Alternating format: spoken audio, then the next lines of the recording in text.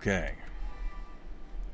It is early in the morning, and the port town of Ferrum only just stirs in its sleep.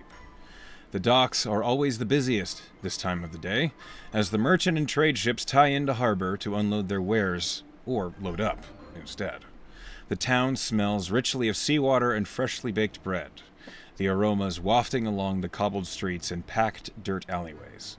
Many call this town home, and many of those happen to be students or contractors at the Merigard Academy. Dominating a corner of Ferrum is that academy, a stone fortress, renowned world over to train mercenaries from the ground up to very high standards. Many attempt, fewer succeed, but the promise of training and extremely good pay does attract many from all over Amaranth. These folks need a place to drink, don't they? That's where the Merry Guard Tavern and all of you come in. You were seeking a fair wage with, perhaps, a less guaranteed chance of bodily harm. As such, over the last few days, you met with barman Colby, a scrappy halfling who assessed your abilities and decided, yeah, the Merry Guard really could use someone of your talents. In fact, you'd be a real asset to our pub. Why don't you come in Monday morning and we'll try you out for a day? The Merry Guard is a handsome tavern, nestled into a small cluster of trees on the side of the main stretch in Ferrum, approaching the very academy itself. Mostly made of stacked cobblestone, the tavern seems to promise comfort and drink, along with a plentiful bite to eat. But you're not here to partake in its comforts. You are here to earn a day's wage, and as you enter, the tavern looks remarkably empty. A stout, balding human stands behind the bar top across the room, loading bottles into the tall shelves behind him. A stocky, auburn-headed dwarf moves from table to table with a bucket, rag in hand, seemingly applying wax to the wooden surfaces. Well, Colby wasn't lying, was he? A voice chirps from nearby, and another halfling, a much thinner one with piercing eyes and black hair, stands near the door. Let's have a greeting then.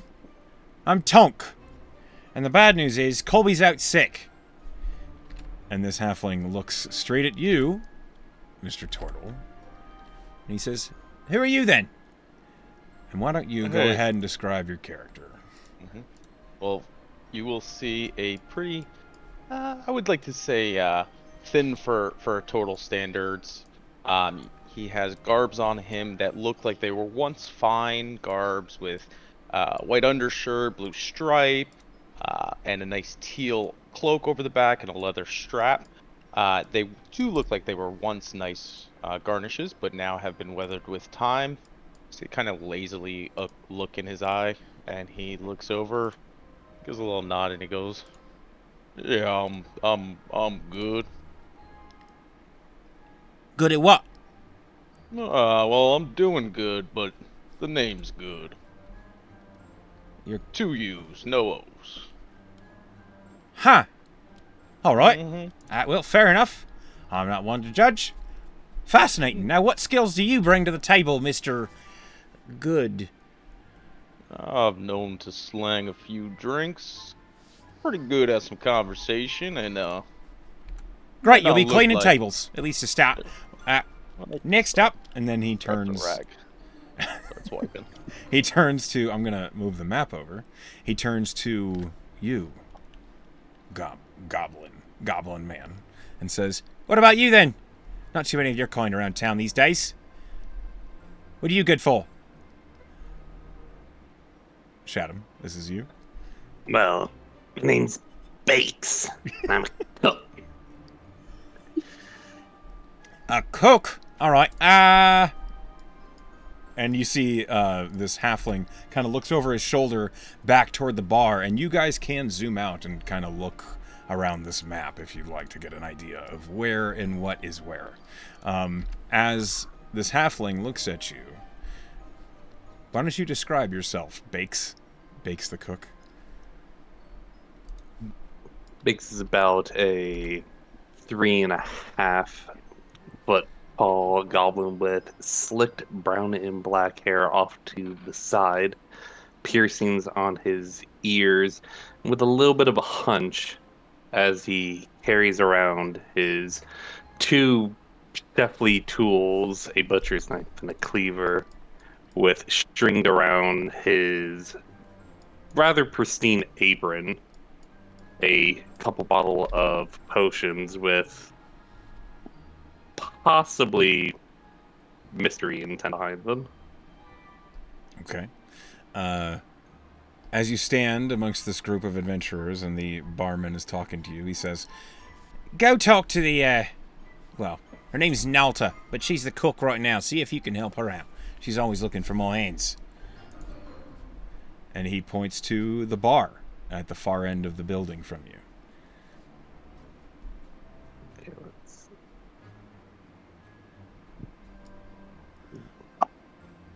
Do I just move it all the way over? Just go ahead and drag it all the way as you jetpack across the room.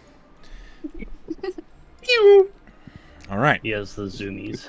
Sure does. As you all watch the goblin make their way across the room, the barman turns to the rest of you and looks at you and says, "Well, you look mighty scrappy.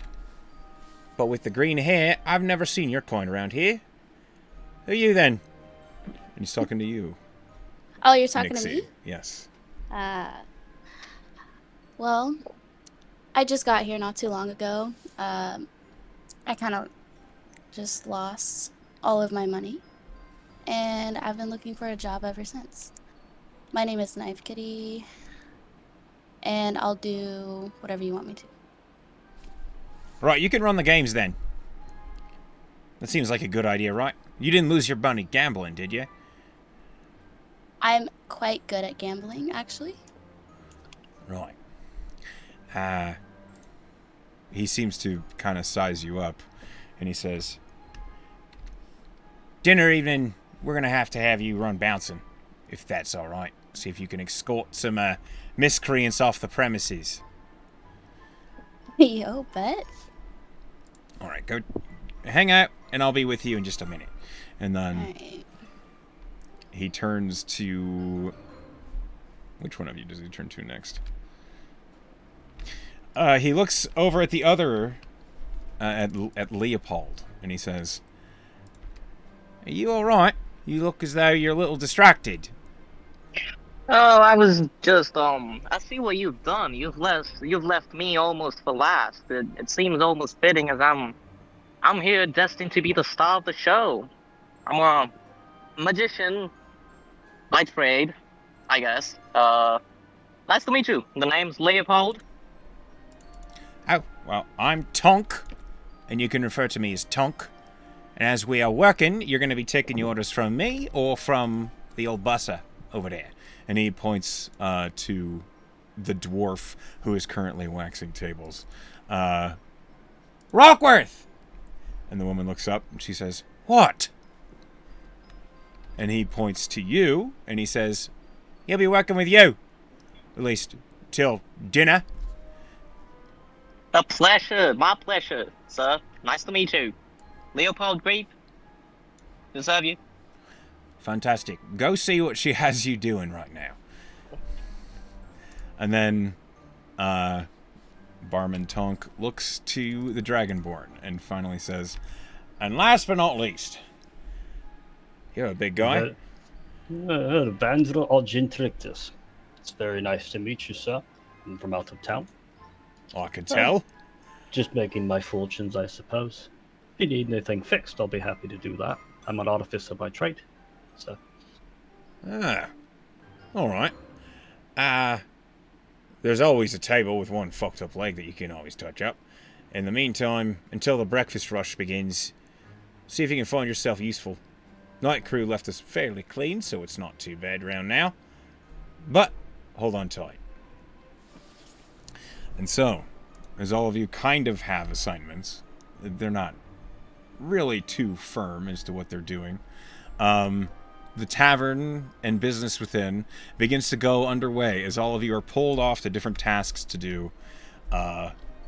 Basically, most of you are handed rags and are told to go wipe down tables, which doesn't seem to be exclusive to the new employees either. The staff that currently work here are also wiping down tables, and for good reason. I'd like everybody to roll me perception.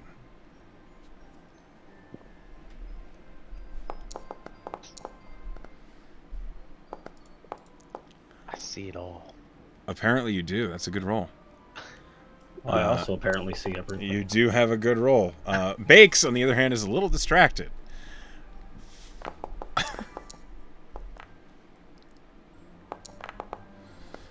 Ooh. I've seen my roll yet. Nixie rolls a natural 20, and Orange Creek rolls a 9. Okay. Oh, well, It's not a bad start. Could be worse. First things first. Bakes, with a natural 1. You have walked up to the bar top counter, and this tall elf is looking down at you, and she says, "You don't look much like a cook, but appearances may be deceiving." And as she turns around, she sets a bottle, a very interesting bottle to you. You don't find yourself able to look at anything but this bottle. As you see on the label, it is Stout Fail Vampire's Blood. It's not actually blood, but it sure looks like it.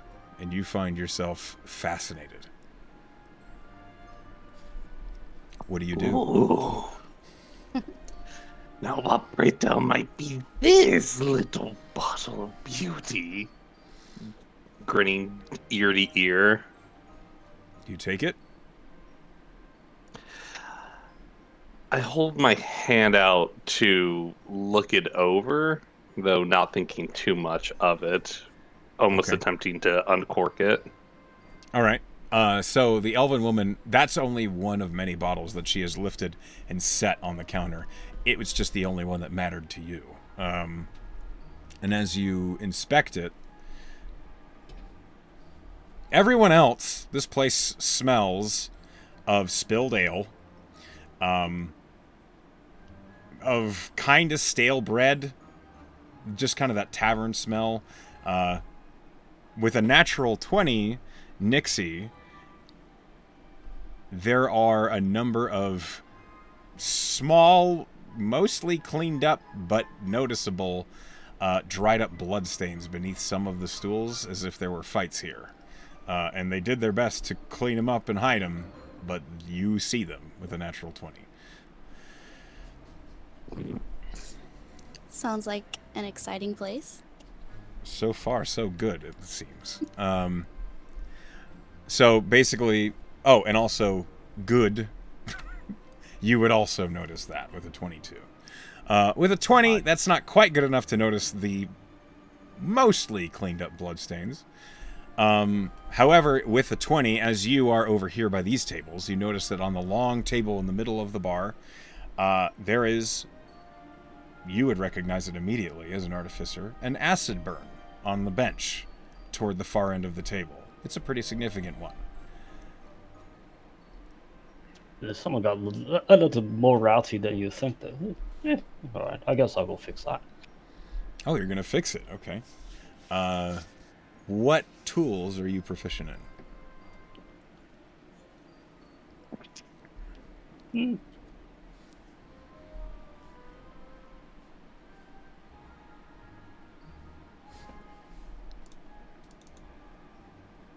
Let's see, Tinker's tools, the Smith tools, and Thieves tools. Okay, I'd allow you to try and repair this with Tinker's tools.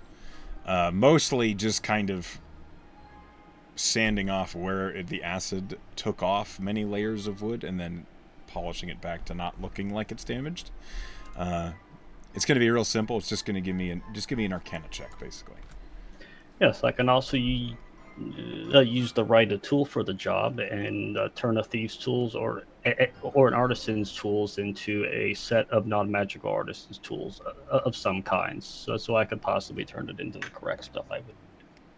Well, Tinker's tools would work, but you could turn it into woodcarver's tools if you want the specific tool for fixing a bench.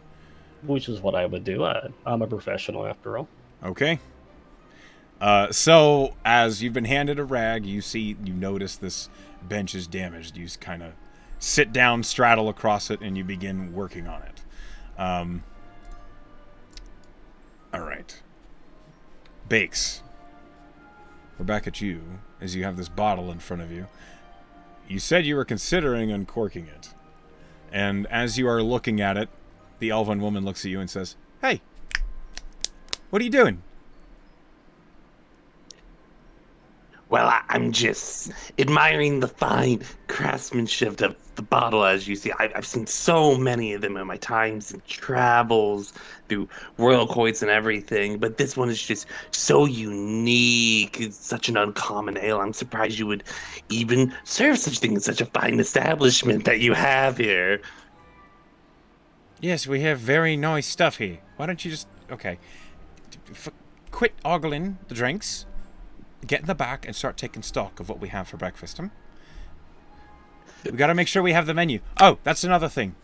Could call... New hires! Come up here! And you, all of you, no matter what you're doing, this elven woman with a kind of harsh, nasally voice shouts for all of you to approach the bar top.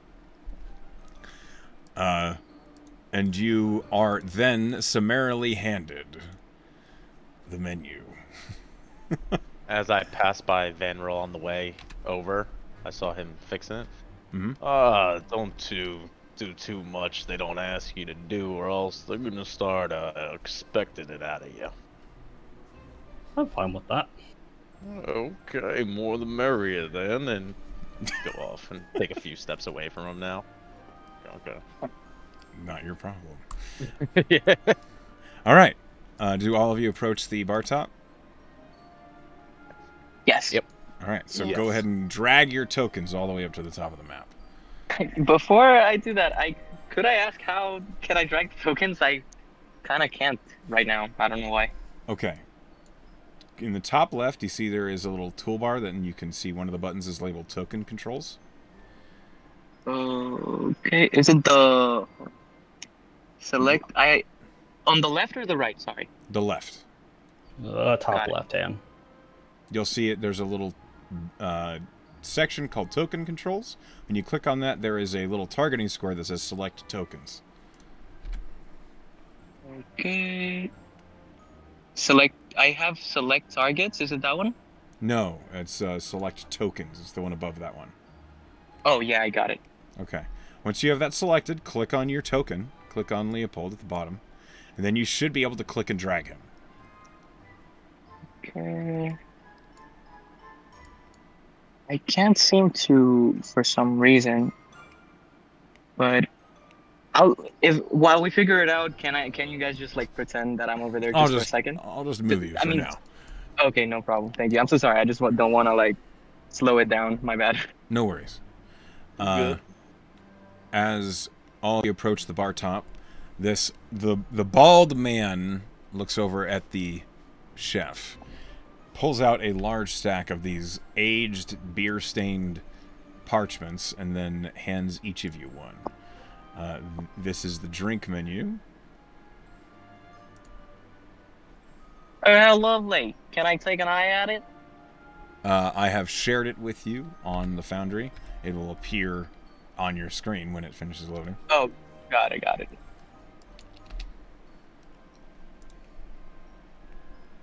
You'll see that there is a little pop-out button at the top corner of this image. You can click that, and then it'll be in a separate window that you can keep up or minimize.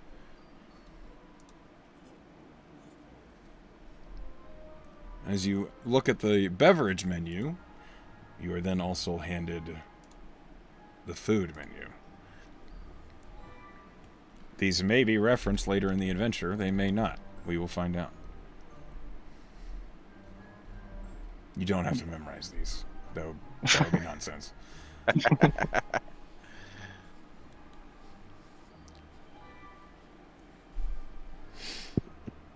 Okay. All right. Did all of you see those menus as they came up? Yeah. Yes. Mhm. Got drink. I didn't get the food. You didn't get the drinks? I got drinks. You did not get the foods. Okay. Yes.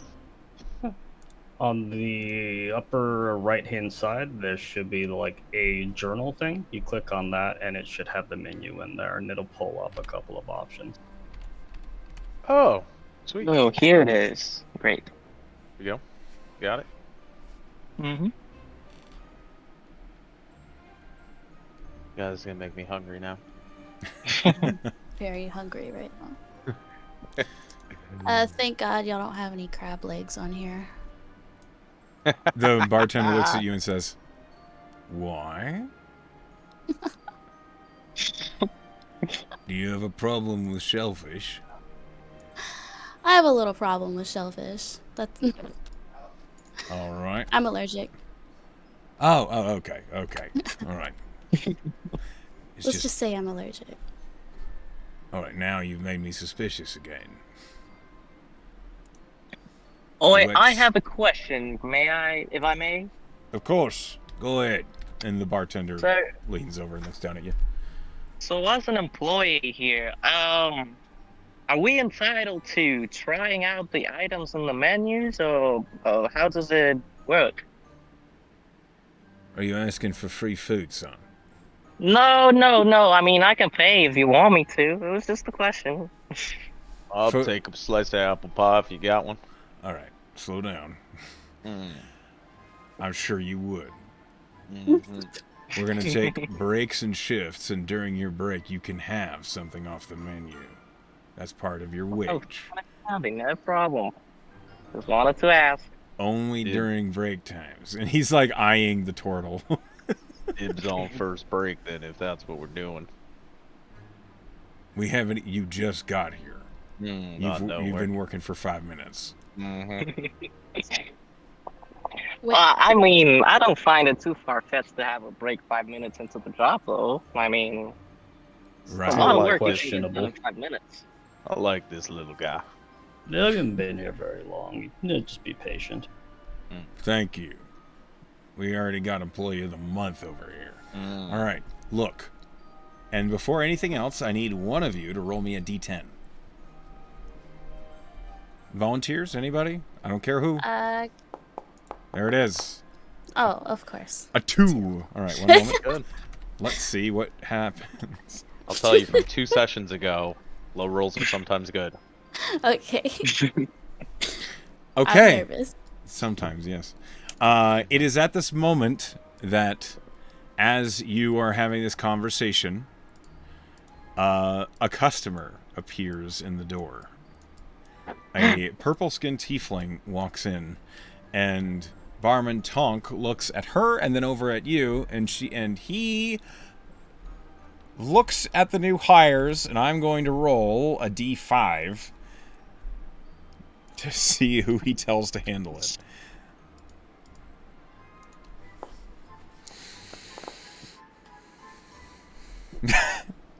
Oh god. Hey, Nixie! Customer! It's on you! I got it. I got it. So as this woman kind of stands and... You see this woman is wearing dark leathers and has a rapier on her belt along with a bunch of daggers. You're fairly certain this is maybe some sort of thief or rogue student from the Merit Guard. That's what it looks like. And she looks at you. What brings you in here? She blinks, looks down at her, like, her stomach, and then holds out her hands. Are you looking for money? Are you asking for money? She shakes her head. After a long moment, she kind of... I'm hungry. Oh, you're hungry. All right. I got you. Just follow me this way to this table right here. All right. You seat her at this first table, and then as she sits down, she kind of leans back and looks at you. Would you like a menu? She nods. Okay. I forgot the menu. I'll be right back. Okay. Nixie comes running back, and you watch as all of you are watching as this happens, as like the bartender's kind of giving you the rundown of how the tavern works.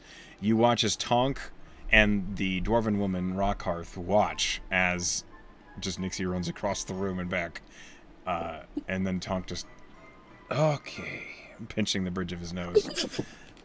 You right, gather a menu. I got it. All right, so when you give her the menu, There's a moment as she looks at it, and then she doesn't say anything, but she holds it up and she points. I have closed in my menu, so now I'm going to roll what she orders, but I've dropped the ball a little bit. You have my apology. There we go. She orders. You see that she points at the pork soup. Pork soup. Alrighty. That's probably gonna take about a few minutes. I'll be right back. She gives you a thumbs up. Okay. As you leave to bring in the order, and that's all happening, for the rest of you, Bartender Boone looks at you all and says, "Right, which of you are good at moving heavy objects? You're Oh, adventurers. certainly not me. Not I, I'm afraid. But I'm not really well suited for heavy lifting. I guess I could do it, no problem. All right, there's just a couple crates downstairs that need to be brought up to the kitchens, if you don't mind going and grabbing them." Just let me take my time, and he's gonna slow move, extra slow, and start going. I don't think I could persuade you otherwise. I'm on it. I'm on it. He's quite the quick one, isn't he? No stereotyping Why or does anything fate out stuff? here, but It's not a stereotype if it's true. Slow and steady, apparently. As you see, he's just He's just as he talking the gets down whole the stairs. Yeah, no problem. He's got good hearing, too. It's pretty weird. Well, we're all having like a huge ass conversation, and it's taking him like 30 minutes to move boxes. I love it. Exactly. All right. As you go down the stairs, before we jump to you, I need you to make a perception check. As I go down the stairs, I'm gonna flip up my hood as well. Okay, you Assassin's Creed it. Yeah. All right. There's nobody in the basement. Mhm. You feel discreet. Mm. Anyway, with a 16 on perception, I'll get to you in a minute. Vanril, Bakes, and Leopold. As Nixie comes back with the order, you notice that the individual who she had just seated is no longer there.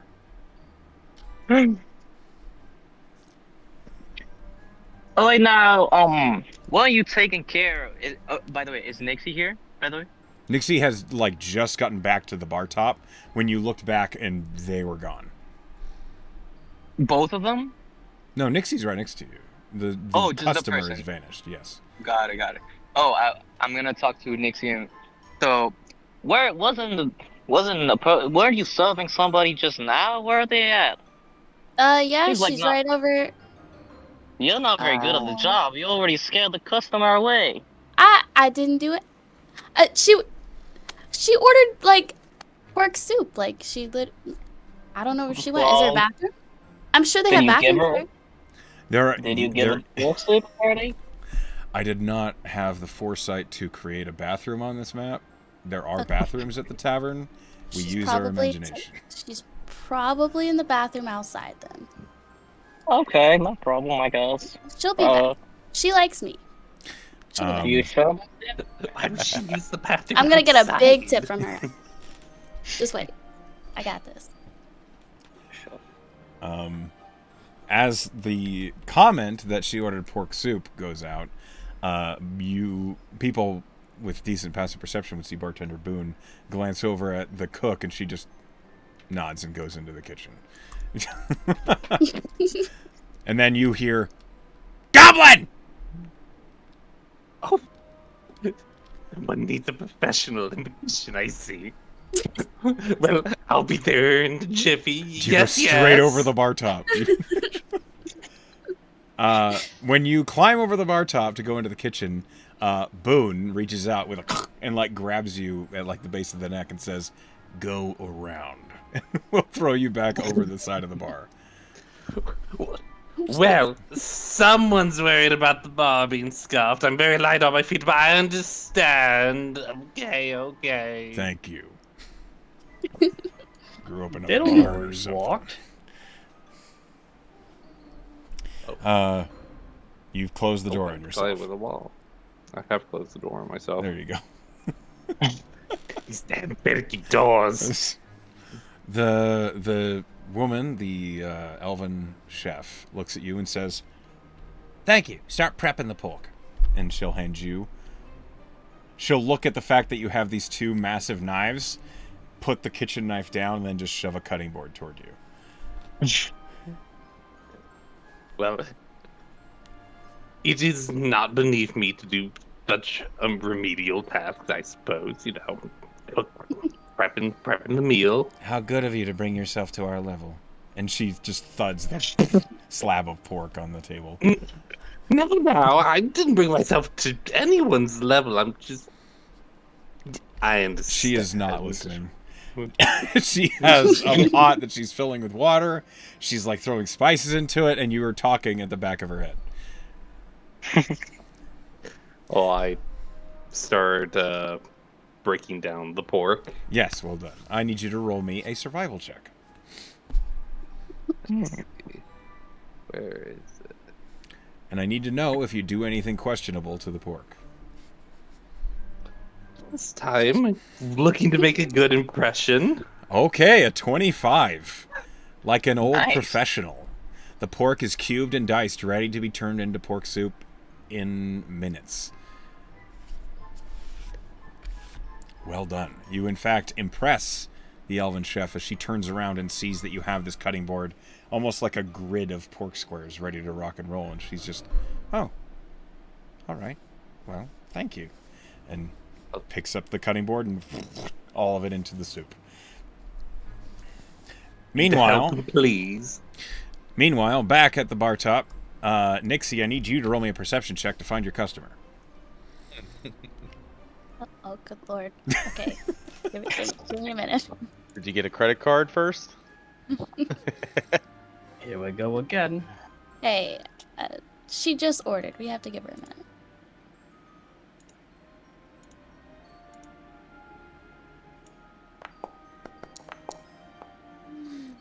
That's a 13.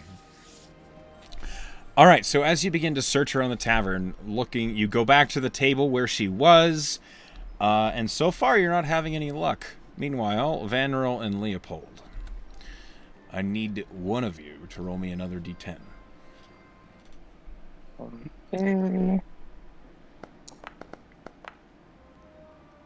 Damn. Jesus.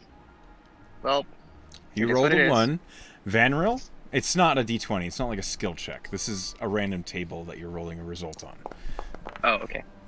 Vanril, I do require... Oh, you don't have to roll. I need to know from you, evens or odds.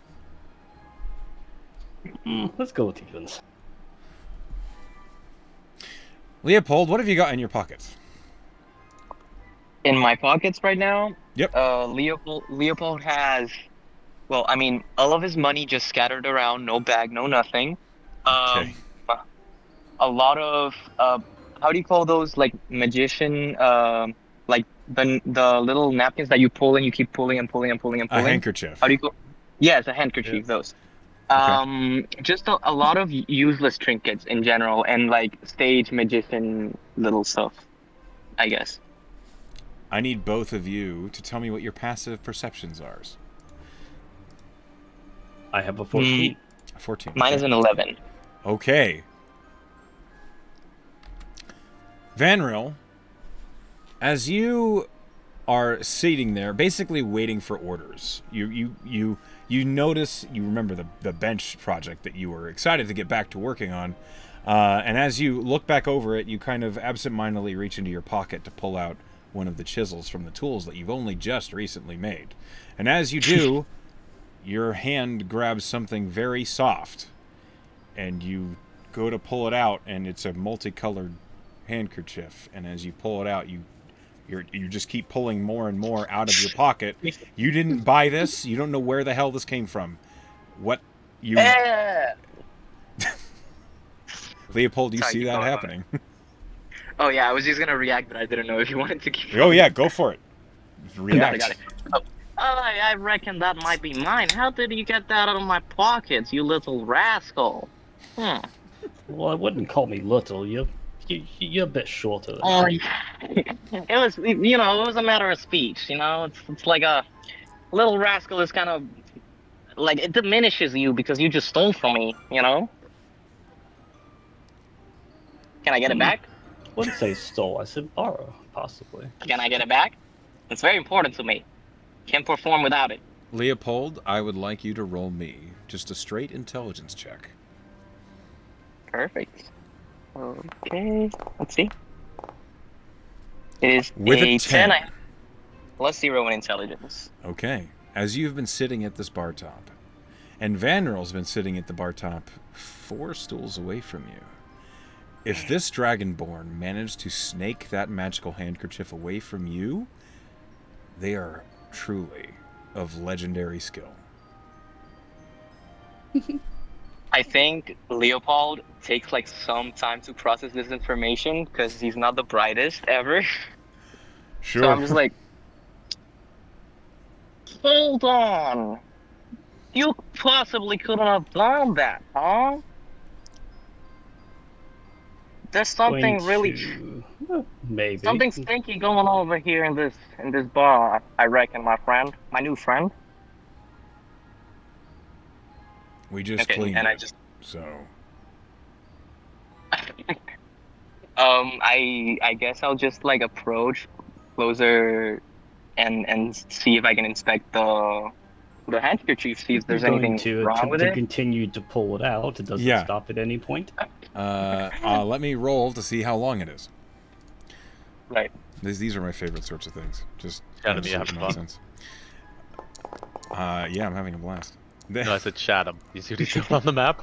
I'm just zooming around the kitchen. Excuse me. Oh my god. I rolled a 96. There are Not just 96 goblin things. There are 96 handkerchiefs tied together.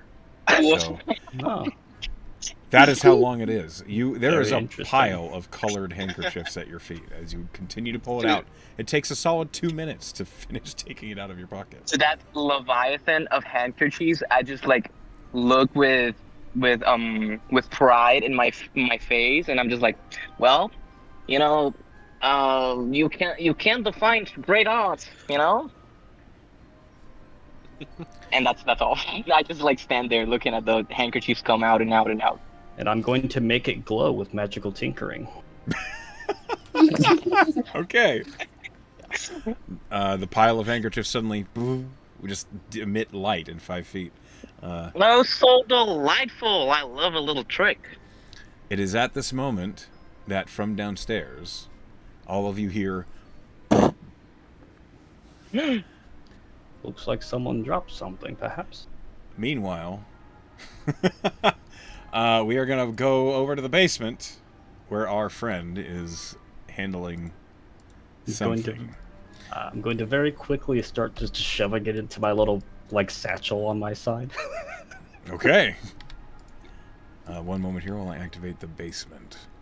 I don't believe anybody can see anything yet. Kind of need to hurry back from the basement soon, just in case my customer pops back in, you know? From the restroom. From the well, restroom. Of course, the restroom. good, you arrive in the basement. Now, I'm going to grant everybody else a vision over what you're doing, just so that they can see exactly what's happening.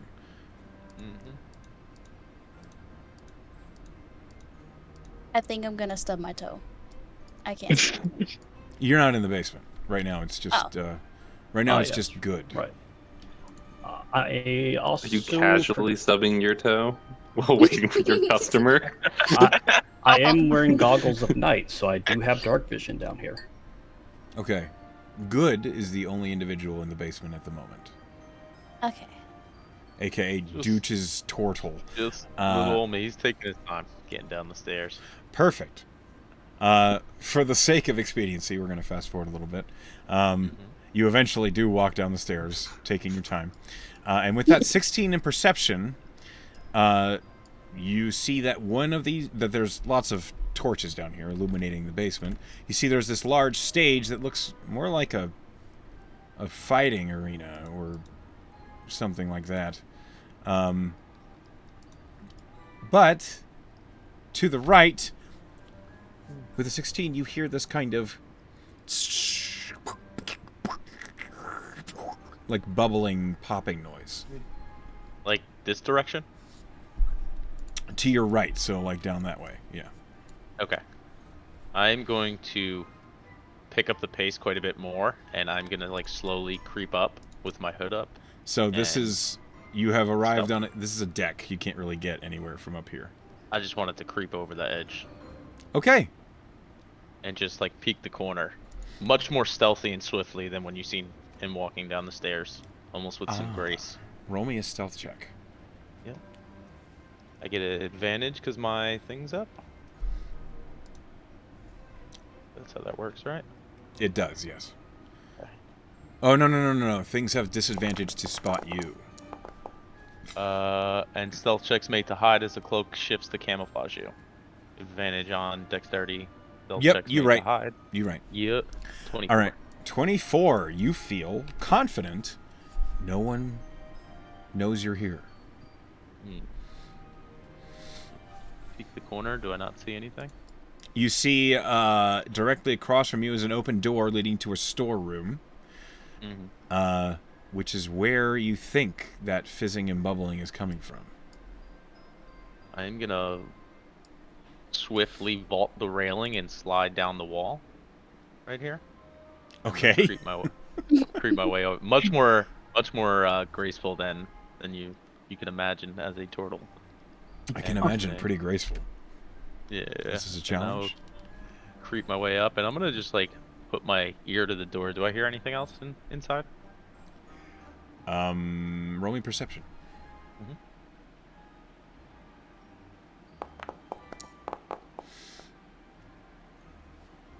Did that not come through? It did as a 7. But no, you hear the same noises you already heard. Mhm. Nothing new. I'm gonna open it. Okay. As you look in the storeroom, you see it is lined with crates and barrels. These crates, you see, are marked to go upstairs. However, this barrel is vibrating. I'm gonna go over to it. Okay. As you look at it, what do you do? Is it like sealed? Is there any way for me to open a top on it, or is it? Roll me an this investigation like a- check. Gotcha.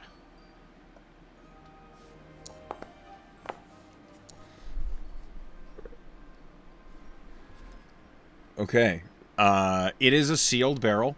You do see that there are these 2 turn clasps on the top of the barrel that if you turn them, it'll pop the lid off of the barrel.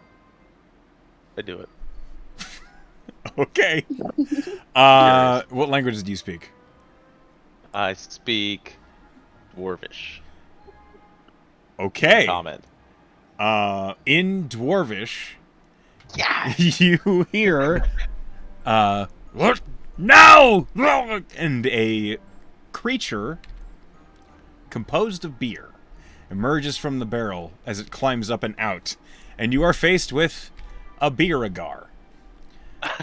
A dwarf made of beer. And it is wielding what looks like a mace or a club made of a beer bottle. Why is it? Okay. And its initiative as it emerges from the beer barrel, angry. So cute. So roll initiative for me, please. sir. Will do. I did not roll good. No, you did not. So, as the beer-agar emerges, I need to change the music. This is not appropriate for this.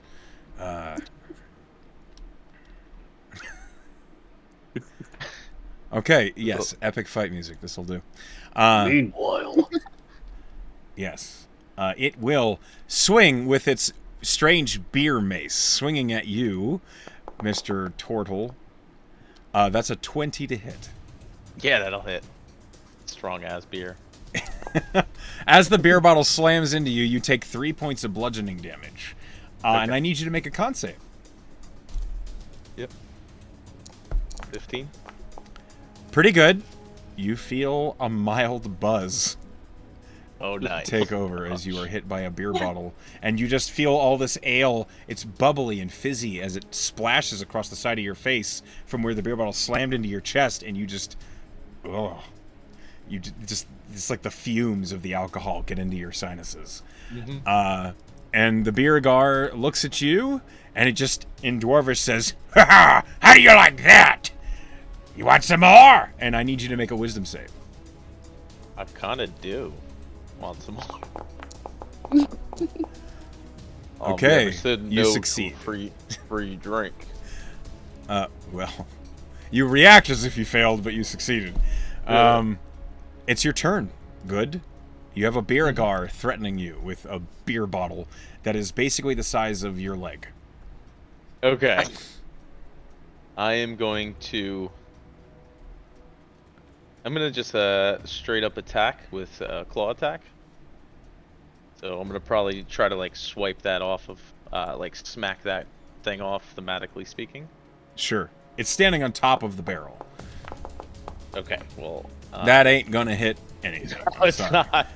I think that would hit a gelatinous cube, which this is not, unfortunately. You know what? Screw this thing. I'm going to bonus action Flurry of Blows. You're a monk? Okay, go for it. I'm burning a key point. I rolled the same thing. I'm a little drunk. You have one more attack because of flurry Okay. of blows. Okay, here we go. That's much better. That is much better. Okay, roll damage. Nice. Ooh, max damage, baby. Let's go. Max damage. With maximum damage as you... Okay, hold on. Alright. You slam into it with your claws, and the Birgar falls off the back of the barrel with a... And just you see just a immediate pool of ale on the ground where the Birgar has landed, and it will jump back up onto its feet and say, "Ha ha! You're gonna have to do better than that, turtle!" And that's... Is that your turn? No, since I'm a Way of the Drunken Master, I'm going to run up these crates and do a little flip. I can go 10 feet and kind of just get some distance. So, Okay. like, I'm up on the crates now. Watch, Sure. go up there. Yes. Yes. All right. I believe it does not get an attack of opportunity because of your Drunken Master stuff. And so on its turn, it will charge after you, raising the beer bottle high above its head, which has an unfortunate side effect of beer just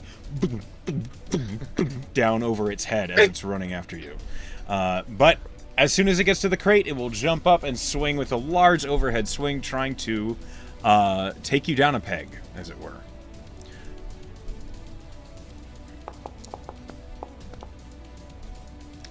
That's a 13 to hit. That'll miss. I'm going to do some drunken techniques where you see me almost wobble on one leg and sway, but perfectly catch my balance after. Okay.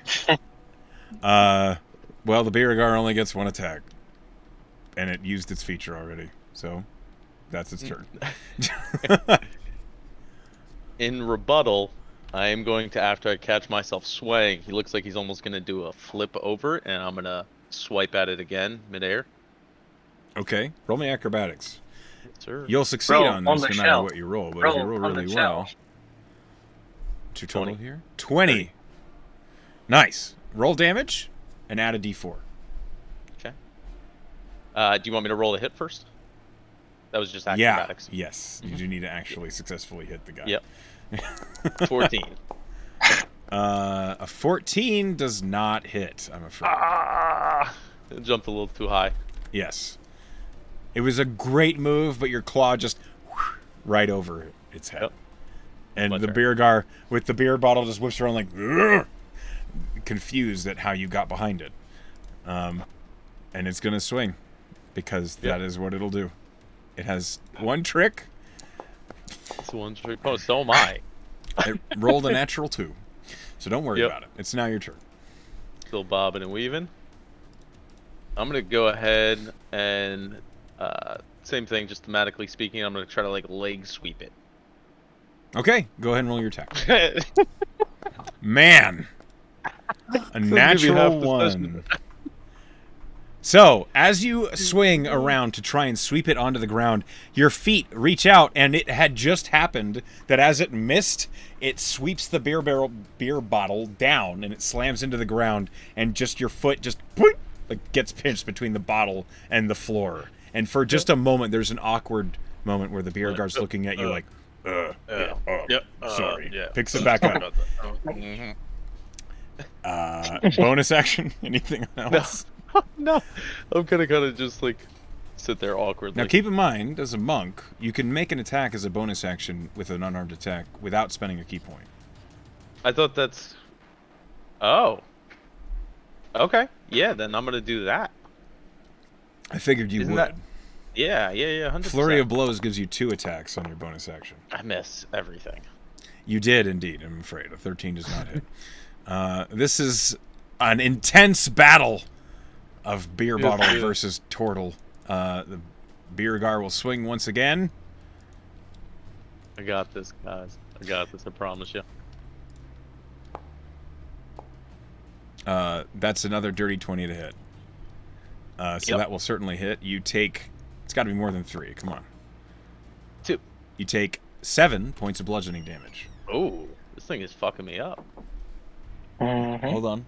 Righteously. Sound safe? As you get slammed by the beer bottle, it's now... well, it's your turn. Alright, I'm gonna get really pissed at it. I'll say, okay, I'm done messing around with you. I'm gonna drink you after this is done, and I'm gonna swipe natural 20. That's a natural 20. Okay. So, for everybody, this is our first natural 20 in a combat during this one shot. I use crunchy crits, which means when you land a critical hit, you roll damage as normal, and then you add the maximum possible damage from the damage dice. It means that your crits can't suck, basically. Go ahead and roll your damage.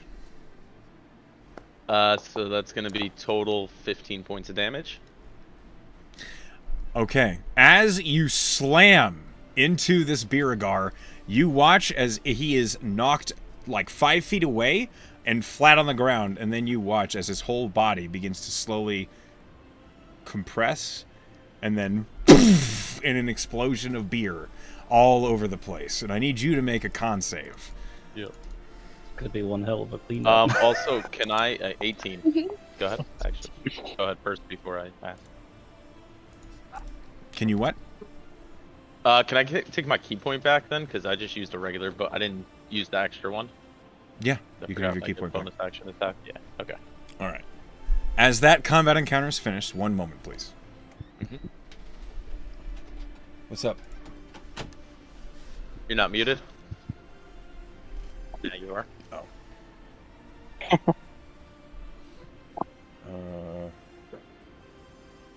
What a beer-tastic fight.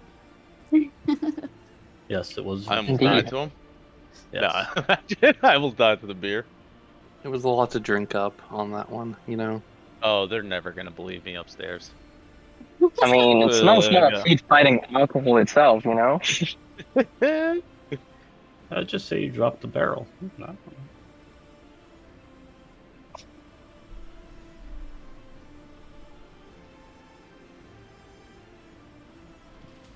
A beer door. Man. That's amazing. I wonder what everybody upstairs is doing. I'm still trying to find my customer. I would be fixing the table still. I'm burning down the kitchen. I think Leopold is Kitchen. still pulling handkerchiefs out, probably. I'm putting them back in and then going to go fix the table some more. Oh, okay, okay. Wait, you put them back in your pocket? Yes. Oh, okay, sure. He's stealing handkerchiefs. Obviously, More they're mine. handkerchiefs. Okay. There's 96 of them. I really don't know where I put them because I'm very small too. Like I probably walk with a bulge in my shorts Nah, it's full You're of a magician. handkerchiefs. You're a magician. Your Oh packet, yeah. Who knew? your That's- pocket of holding is filled with handkerchiefs. I'm very I don't happy even have a bag of holding. That's the worst part. that I didn't take Goblin again because I always take Goblin as my language. You You took Dwarvish. I didn't expect that. Anyway, as you have defeated the Biragar, and you are covered in beer, we go back upstairs. All right. Is everybody here? Yes. I should ask, because of me being in the kitchen, am I able to hear any of the scuffle that just happened in the basement with how close I am? Roll me perception. Let's see. Nope. Nope. It was Oh. good asking. Afraid not. I did forget to note I am a battlesmith, so I do actually have a mechanical pet construct, but it would be outside. Okay, what would it look like? It looks like a crag cat. Okay, I'm familiar enough with those. We will Pretty assume spooky. it's outside. Yes, it's very Does it big. look like an actual crag cat, or is it like a simulacrum or a robotic? Or... It's a simulacrum, yes. So it's very clearly mechanical / magical.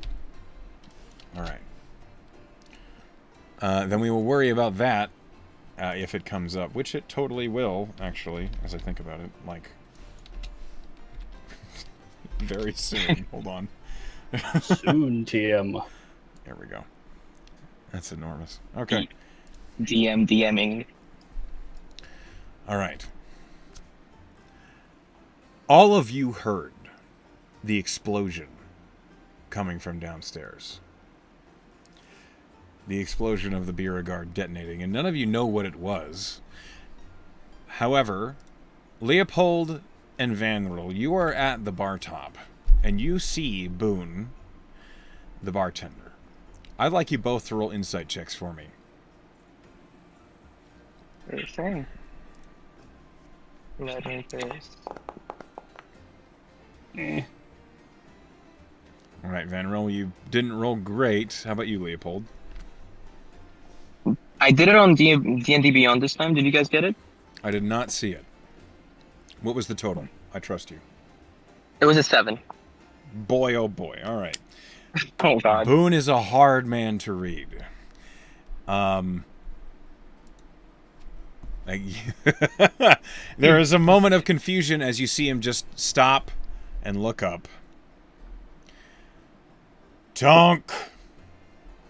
And across the room, Barman Tonk, who is still dealing with tables,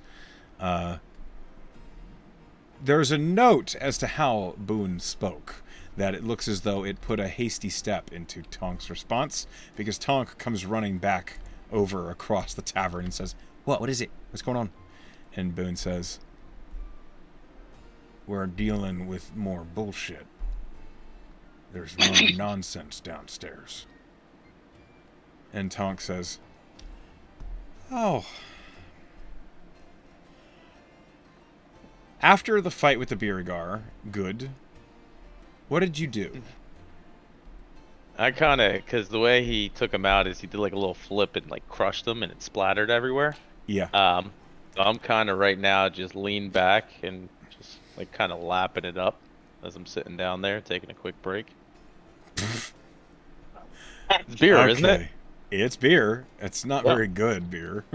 I'm gonna take spoils It's of his, warm. of his victory. It's still carbonated, but it's lost a lot of fizz from the detonation. It's like if you shake a beer can and then you drink Yeah. it, it's all the fizz is gone, basically. Free beer is a free beer, you know? Who are you telling?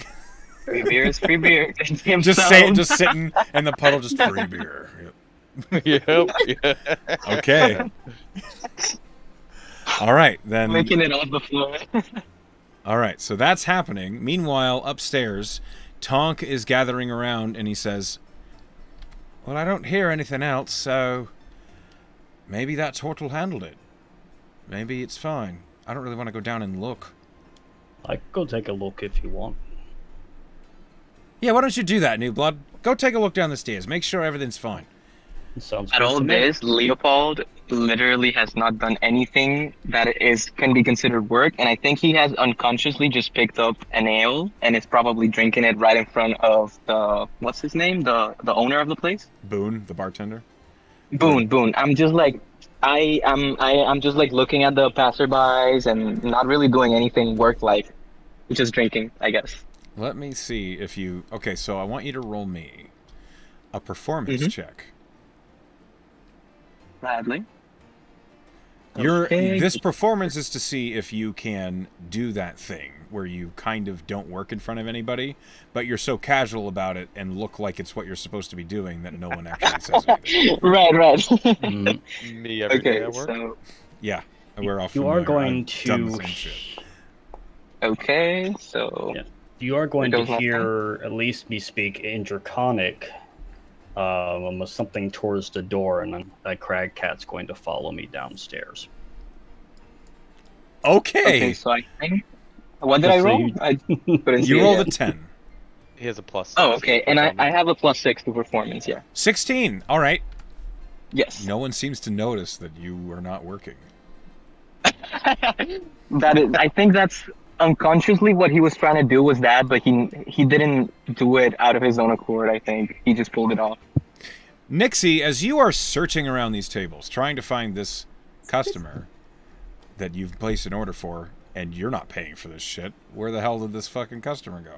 You have no idea. And as you're looking around, a massive robotic crag cat, which is basically the biggest mountain lion you've ever seen. It's the size of like 2 people in a horse costume, but it's a mountain lion. Suddenly comes in the front door Oh my fucking god. and just moves across the tavern. And as it's moving across the tavern, the dwarven busser, who is clearing a table, says, "What the fuck?" And you watch as it goes straight toward Vanderl, who's going, like, it's all the way across the tavern. You see that happen. How do you respond, Nixie? Out of I'm curiosity. going to pet it as well by the time it gets to me, too. I'm just standing there stunned. I think it's really adorable, but I'm also scared of it. So I kind of want to go into crab form. Okay. Wait, Follow. crab form? Because I want to, like, I'm This is curious. Just druid thing. And I don't know why he's like, you just have this big freaking animal there, and I kind of want to be nosy, so I kind of want to be sneaky. So I'll just turn into my little crab. Okay. Yep, that's normal. Hold on. I really missed the part where there's context as to why you turn into a crab. There was no context. You don't know There's why. no Oh. context yet. You didn't Okay, miss it. great. It didn't happen. All right. So, So, Nixie, you turn into a crab. There it is. That's crabtastic. You can control I this am crab. so cute. Okay. I am going to look into the kitchen, though, to see if I can see the Elvish cook, and going to speak in some Elvish that don't worry, this is mine. I made it. We're going to go check downstairs. Okay. First, what I happens lost. is, you lost what? I lost myself. I can't. You're right find here. me. Oh, okay. It's a very little Oh, crab no. because it's a crab. That's great. If you click on it, you should be able to use it and move it around, unless I fucked up Nope, with permissions. It's just gone Little- completely. Little question before we keep going. How do I zoom out? Mouse wheel up I and know. down. Will? What's that? Mouse wheel down to zoom out. Mouse wheel up to zoom Oh, in. okay, got it. Perfect. Thank you. No problem. So, Knife Kitty, if you need to, you can like click and drag to do a selection square, and then release it over the crab, and you'll be able to move the crab with the arrow keys.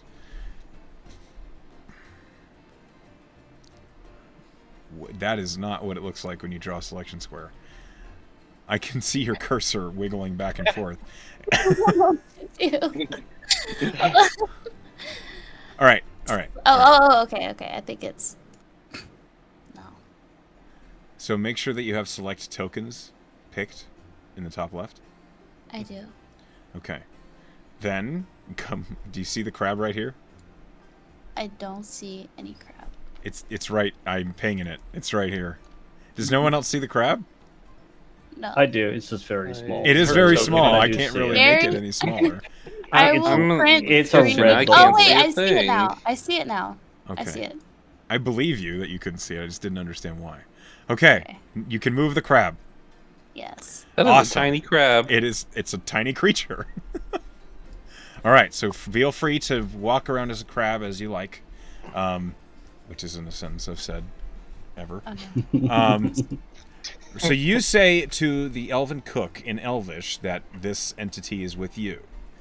The elven cook who was busy cooking. I'm going to roll to see how she reacts to this. This could be good. One moment. Poorly. All right. She rolled a 6 on a wisdom save. As you say, this is with me. Bakes, you watch as the elven cook turns and sees this robotic crag cat, and she just continues turning to look out the door at Boone, but she's not aware of what she's doing. She had a spoon in one hand. As she's turning, slowly but surely, the pot of pork soup is pulled off the stove and onto the ground. And then she looks down at it and she says, "I've burned myself. This might as well happen. Boone!" And Bakes, you see all that perfectly cut pork just kind of all across the floor. Lasted wasted effort. Jesus. Okay. Quickly look at the crag cat and scowl very It's a hard. massive, like, robotic crag cat. I'm not afraid of shit right now. Apparently. You ruined the cube meat. All right. You're much angry. As Vandrel and this crag cat go down the stairs, and the chef attempts to try and get herself back together, she reaches into the larder and pulls out another slab of pork and says, "Bakes, could you cut that up again?" Yes, yes. What? Fucking animals. No one told me there was going to be these new adventures. They always have something. Something's wrong with them, or so maybe they just always have to have giant fucking creatures with them. Last time it was a bear and then a horse that turned into a dragon. Fine. And she seems to be having a small breakdown. Poor thing. Pretty sure this is not the first time at all. No. I lost my character again. You just lost have under. There's Very probably tiny gone crab. We get it. under We get the it. It's very table. tiny. I'm It's, probably under a table, and I it's don't right even know it. here. You Do- cannot go under tables. You'll go over the table. Do I So by chance have any also mutagen prepped for use? that's up to you. Oh, I don't know how to prep it if I do. Just say it with your mouth. I prepped all 4. Great. You've prepped all 4. Does that Okay. mean anything to you now? Like, do you use one? Do you put it in the soup? I was just wondering if I Oh, okay. actually had it at the ready to use it, or if I needed to prep them. You are a competent adventurer, and at the beginning of this one shot, I assumed that you did the things you needed to do to be an adventurer. Maybe. That's all I see. What? How is it invisible for you? It did reappear and then it disappeared. Okay, Oh. hold. Wait, there I am. I'm back up again. Oh, every time the light, like now I have light. It's not dark anymore. Like wherever the light shines, Wherever I'm your back. character is, yeah. It takes a second to actually kind of adjust to the real lighting in terms of what you can actually see line of sight wise. Got it. Yeah. So Makes I think it's actually a lag issue. As Vanril and the crag cat go down the stairs, Leopold, roll me a perception check. I know you're really good at these. You've been rolling Okay. just hot bombs. Mm-hmm. So I think I'm lagging a little bit on the Foundry, so I'm just gonna do it on D&D Beyond. Is that alright? That's fine. Sure, no problem. So perception, you said, right? Yes. Perfect. I rolled A 10 plus 1 is 11. Okay. Let me look at the crab. You don't see the crab. As it... I don't know. Too tiny. Yep. It misses your notice beneath your mug of ale that you are enjoying at the counter. I think it's also the thing is that I while sitting here 5 minutes drinking like maybe 3 beers by now, I've seen a giant robot cat and like all sorts of people come in and out. I think I'm just accustomed to seeing weird stuff enter and get out of this tavern. Yeah, it's not even worth your notice. Nope, I'm Crap. just drinking my ale, and can I do something else real quick? Absolutely. So, I wanna turn to the bartender, and like kind of like talking to him while I'm pouring some more ale in my cup. I'm gonna be like, so when do I stop performing over here? The bartender And- turns and looks at you, and he says, "What are you doing? Go clean a table." But oh, hold on, but Now, where did I- you even get that mug? Give me that. And he takes the ale from you. so I think we're in a bit of a misunderstanding here. I thought I I think was so, I was too. hired as a magician on the stage. I perform. I thought that was part of the contract. Who in the nine hells told you that? I'll get to cleaning some tables. Sure, That's no what problem. I thought. Yeah. All right. And I just skirt out of there and start cleaning some tables. Okay. You- Are there some rags around, or do I just? yeah. There's a stack of clean rags and buckets on top Nice. of the bar top. So you. Then I'll just get to doing that. It's a little hard because most of the tables are taller than me, so I gotta like get on a chair to actually clean the table. Sure. You do your best to look busy. Mm-hmm. While that's happening, Crab Kitty, I'd like you to roll me a perception check. Now it uses your stats, not the stats of the crab, because it's your mental faculties at work. And a crab does not have any bonuses to perception. Not really perceptive, those crabs, I guess. Not particularly. I would love to know, as a crab, are you walking sideways toward the stairs or forwards to the stairs? Definitely sideways. Okay. A spy. Perfect Where, crab where next else nature. would I use my skills at? Okay, so if you click on in the top right toolbar, you'll see that there is a little guy up there. It's labeled actors. When you click on it, you'll see your character Nixie in the bar on the right hand side. Oh, okay. I You can see. click on it there, and it'll pull up your character sheet. And what do you want me to roll? Perception, please. First one. Of course. Don't worry about it. As you make your way across the room, you get to the stairs, and you down after the massive robotic crag cat and Vanrill. So, we're going to jump back down to Vanrill, the crag cat, and Good, as you're in the basement. So, let me pull your entities onto the map here, and then I'll pull you over. So, Good, you're still here. Vanrill. Big ass crag cat. And a crab. He's massive. It truly is.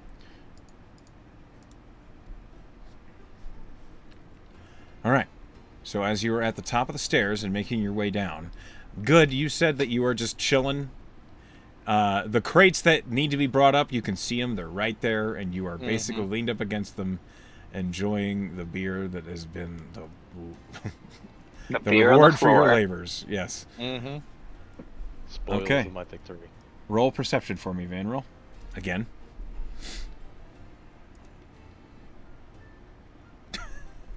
Vanrill, you notice a crab.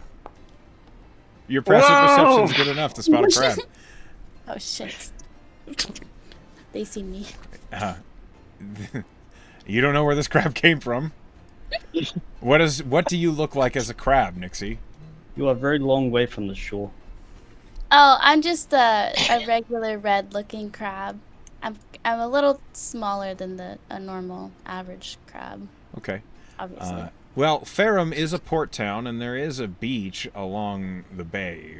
And Vanril, you'd be aware that crabs sometimes are found here. This looks like a different sort of crab than you'd expect to be here, but it's a crab, and it is here. And you watch as it skitters out across the room. What do you do, Vanril? Just gonna look, kind of shrug and like a disarmingly, what can you do? It's a crab. Sure. An appropriate response. I mean, you could try to pick it up, but then you worry about being pinched. Nope, not gonna try to pick it up because yes, I like my fingers the way they are. So I was about to say I was gonna bite you. So. Vanril. No, I'm sorry. I did hear a smashing noise downstairs. You so heard what sounded like an explosion, and you as an So artificer I am- are familiar with yes. those. Oh, very much so. So I am going to pull out my crossbow. Okay. You Damn. draw your weapon. I forgot my pencil. Just a crab with a pencil. Yes, I can make it a weapon. He needs to write No, so many it's things. like- Carl. You don't I understand. love shillelagh. Roll me an Someone give investigation this check. crab a knife. Roll me an investigation check using Nixie's page. Oh, I did. Okay. Okay, Vanril with an investigation. Good enough. I was going to ask you for one anyway, so this fits. You see that the storage room here, the door is open, and there is beer out, all the way out the door and splashed halfway across the hallway, where the crab is kind of skittering nearby.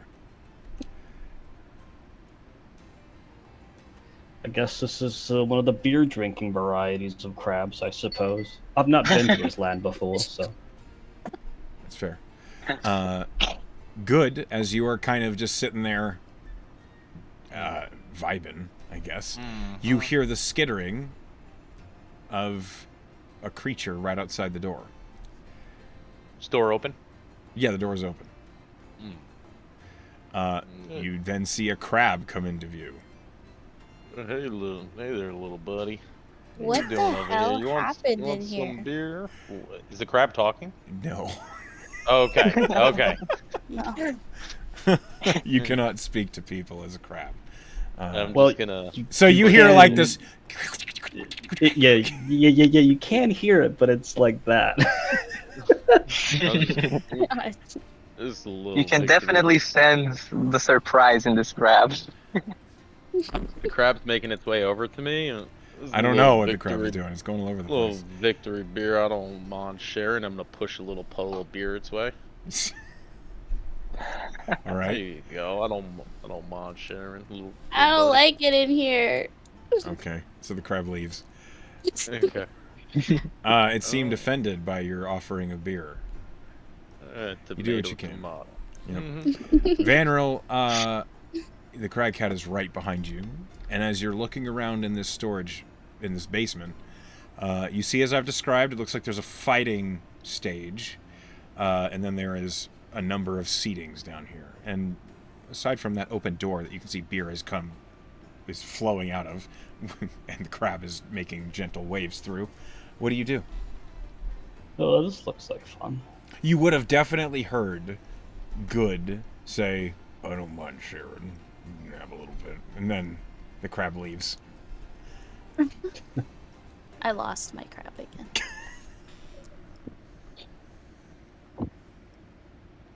I am currently AFK.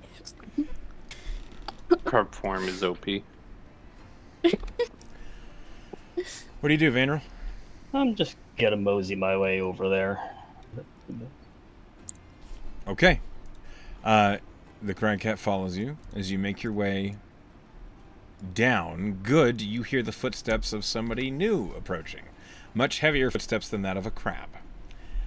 I'm gonna kind of just lean myself back up and start standing up. Fucking back to work, and I'm gonna start picking up the barrel as I hear somebody approaching. So the barrel, it has a broken top. It's half full of beer. And you remember that the things you were ordered to bring upstairs were the crates next to it. No, man, the crate's okay. I grab a crate. Okay. You pick up a crate. Vanril, as you are approaching, the two of you kind of have this moment as Vanril has a crossbow out and is ready for a fight. Good emerges from the storage room covered in beer. Like, his clothes are dripping wet. Completely so. His shoes are like as he's walking, and he's a little bit tipping a little bit. But he's I'm gonna move you here, and he's got a crate in his hands. You came down to help with the lifting? Me not so much. And my companion, on the other hand, they just kind of like a thumb behind me. That's gonna make this a lot easier. Come on there, little chief. That thing is terrifying. I'm gonna put this crate down, and if you wanna go ahead and I'm gonna slowly back up. I'm just gonna go ahead and make my way over here. So, while that's happening, Nixie, roll me an investigation check. To find your crab. No. Knife Kitty, roll me I found it. Roll investigation to find yourself. It's like meditation. Yeah, very philosophical. With an 18, while you don't find a pencil, you do find a fork. A nice sturdy one on this table.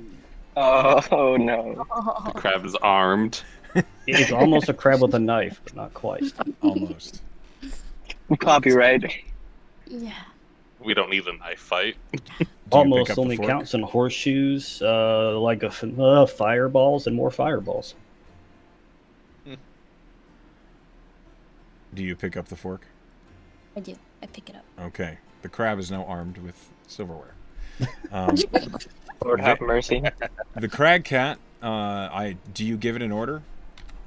Yes, I'm going to order it to move towards the crates, and I'm going to put away my bow and actually pull out my 50 feet of hempen rope. Okay. Holy cow, it just pops out of nowhere. I mean, A very big cat that it can carry a lot more than I can. yeah, no kidding.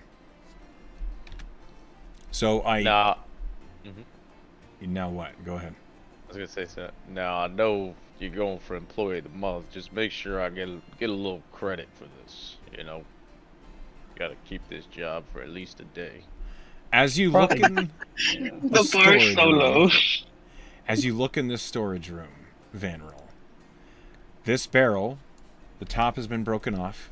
There is a beer bottle comically large that has been tumbled across the room.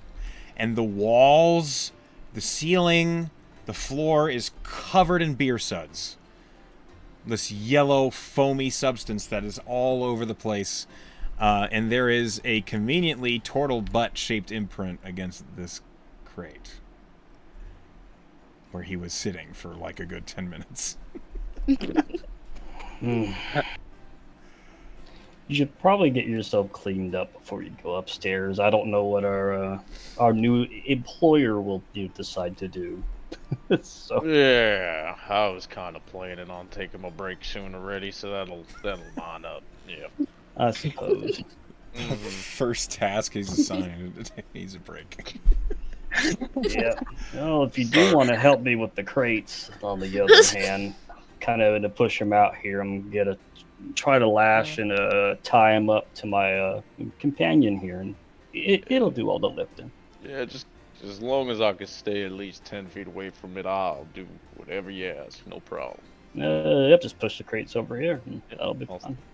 I'll start Okay. helping pushing the crates and keeping my distance. You don't need to roll for this. Having the crag cat automaton carry these crates up the stairs is simple enough. You can handle that. We don't need to roll for it. Yeah, just gotta lash it onto, and you can make sure it's nice and tight, and it's not gonna fall off or anything like that. Good. Now, as that has happened, and there are other assignments being handed out, none of you have caught sight of that customer that Nixie had dealt with at the beginning of the day. He's using the bathroom. How long As- has it been since the customer left? Like 15 minutes. A lot has happened Oh, in okay. 15 minutes. Okay, Um, okay. Back upstairs, I'm pulling, the DM is kind of guiding the hand up, back up the stairs. As all of you are back on the main story, Bakes, you assist the chef in making a pot of soup. The pot of soup is ready after about another 10 minutes, despite it having been spilled all over the floor.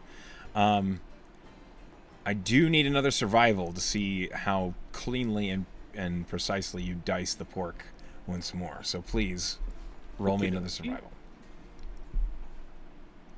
Let's take a peek. Oh my Okay. goodness. He's on fire. Hey, dude's a cook. Dude knows exactly what he's I'm doing. so good at chopping and cutting. You sure are. It's like that's what you do, always.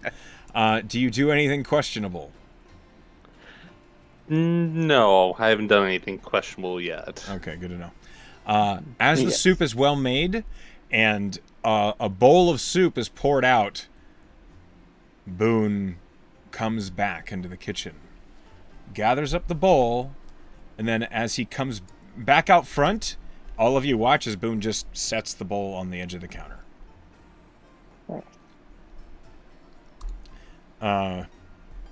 That's it. That's all that happens. And then Boone will turn, and at this moment, as we are going to progress time a little bit, we're going to push things forward a little.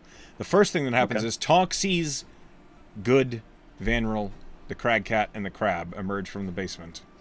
And he looks at you, Good, and he says, "What the shit happened to you?" You know how, beer storerooms be. They have little beer monsters there. You usually gotta take them out. I wish I would have known about that before. I might have asked for a little hazard pay or whatnot, but What the fuck are you talking about? a little beer monster. A monster made of beer. Kind of looked like a little feller, like a dwarf. Roll I'm me a gonna- persuasion check. Not lying. I know, but he thinks you're full of shit. I'm gonna try and I'm gonna get closer as I hear, and I'm gonna be like, oh yeah, I've heard of those couple of fair times, and I'm gonna give him my help action if I can on the roll. Sure, you can give him you can I give don't him think not it's getting much inspiration, better than that, advantage. but Go ahead and don't roll it think it's again. You might need no, it. I rolled a 22. I Okay. say it very nonchalantly and casually, like this happens all the time. It's just a beer monster in the beer storage, Tonk looks at you. I've never heard of what you're talking about. Yep. But no. It really looks to me as though you've just gone downstairs and hopped in the still. I would have stayed down there if that was the case. I'm not even buzzed right now. I would be lit up like a. What kind of holiday do they have? A Christmas tree? I'm gonna use the equivalent of a Christmas tree in this world. Sure. Okay. Yes. Crab monster. I'm gonna give you the benefit of the doubt. Can I do an Arcana check to kind of rack my mind if this is an actual common occurrence with beer elementals, so Well, to it's probably speak? not. Yeah, go ahead. Roll Arcana. The fact that you didn't ask anything when we were down there, I'm very proud of that. An 11. No. Yeah, I just that's- gotta took your that's- word for you it. Don't. You haven't read anything or heard Your anything about beer elementals, but there might as well be something like that. Who the hell knows?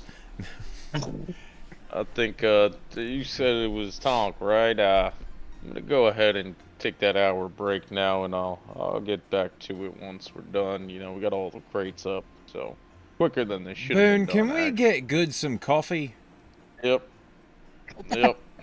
I could use one of those. I Needs a bet bit you of- could. He needs a bit of, a bit of that swill to wake you up. Also, a towel. Yep. I was going to go ahead and.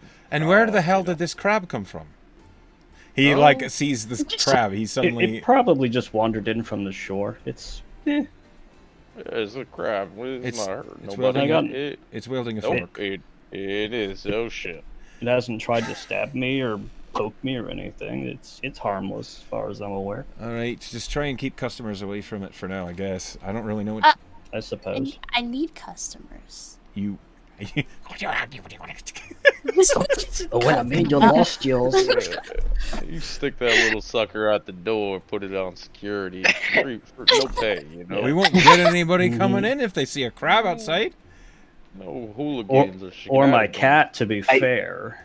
Yeah, oh, right, we need to talk about that. Why did you just leave that out the door? It's no wonder we only had one customer for breakfast. I left I it. thought it was yours. tied I up thought it was at, part of the tab. tie. The tie rod where all the other mounts are. He, like, looks at the crag cat. That's your mount. I built it. Yes. Okay. I told Colby you. did not mention the fact that there was a giant robotic cat as part of the employees. Do me a favor, keep him downstairs. Out of sight. Out of mind. Never out of mind. I'm going to be thinking about that fucking thing for the rest of the day. Just out of sight of the customers. Please. Well, I can just just get. All right, just shrug. Before you send him I'm gonna home, take right? the crates off of it carefully and slide those into the kitchen, and then tell my crag cat go back downstairs. Okay. When the Hold chef... on, but before Go ahead. before the cat leaves, I just wanted to ask him, like, is the cat alive? Yes, Is but it technically no. okay? That's all I needed to. Sorry. No worries. As you drop the crates off in the kitchen, the chef looks over and says, "Oh, thank you. What the fuck is that?" I swear, I blocked that from my memory. Oh. And she, like, looks down at all the spilled soup and she says, "It all makes more sense now." And she just looks as though she's got, like, 1,000-yard stare. And Tonk says, "Please stop traumatizing the cook." Anyway.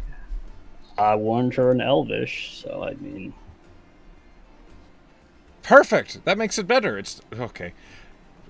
Right, everyone back to work. Including you. And he points at Leopold. Who... Gonna go Wait, I've been working this back whole to time fixing real the table. hard. You go back to... I go back to doing absolutely nothing, but I'm pretending so hard that I'm doing a lot of stuff right now. I'm very proud of you. Roll me performance. Thank you. Yep. Okay. I'm gonna start a short. I mean, I have a +6, so it's pretty. I do have a +6. Yep. Go ahead, Nixie. Let's What are you see. going to say? Oh, since I'm not like as curious anymore, since I know it's his pet, and I need to get back to work, I'll probably just go back into my regular form. Are you discreet about it, or do you just do that in front I of just do it in front of everybody. people? Okay. So, good. As you're in this booth, dripping beer on the floor with a towel in your hands, Nixie appears.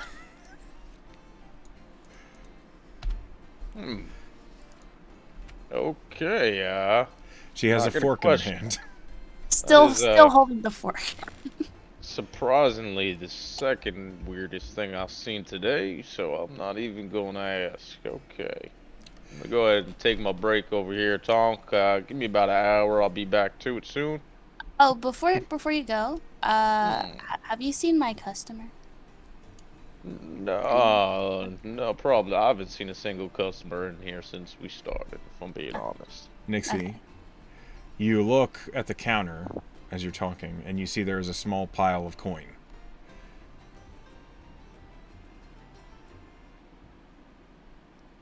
Game is paused. I can't move anything on the board. Sorry, I hit the space Okay, bar on fair. accident. Okay. I am curious on why it's there and who left it there. Boone sees you look at it. That was for the soup. It's for the soup? Yep. She does that. Oh. Oh. See, I told you I didn't scare her off. No, So she just doesn't say anything? she's very quiet. Just very quiet. Okay. Does she have a name? I don't know. Probably.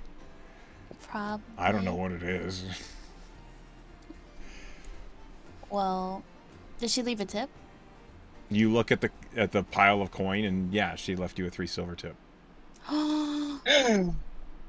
Making money. I like this person. You can do that in this game.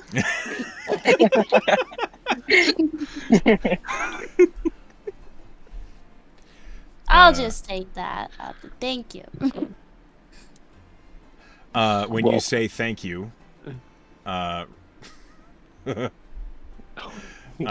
from nearby, suddenly appearing as if she's been there the whole time, but revealing herself, she says, "You're welcome."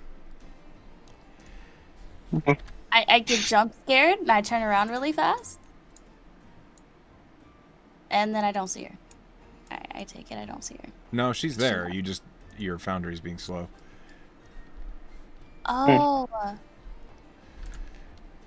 Interesting. She's kind of cute. Do you say that? Out loud on accident? Of course I do. She looks at you and she just kind of tilts her head. She's kind of weird. You may think I'm weird, but you're fucking adorable. I try and get Wow. her. You were a crab. Oh, no. Like 2 seconds ago, we were a crowd. She got you there.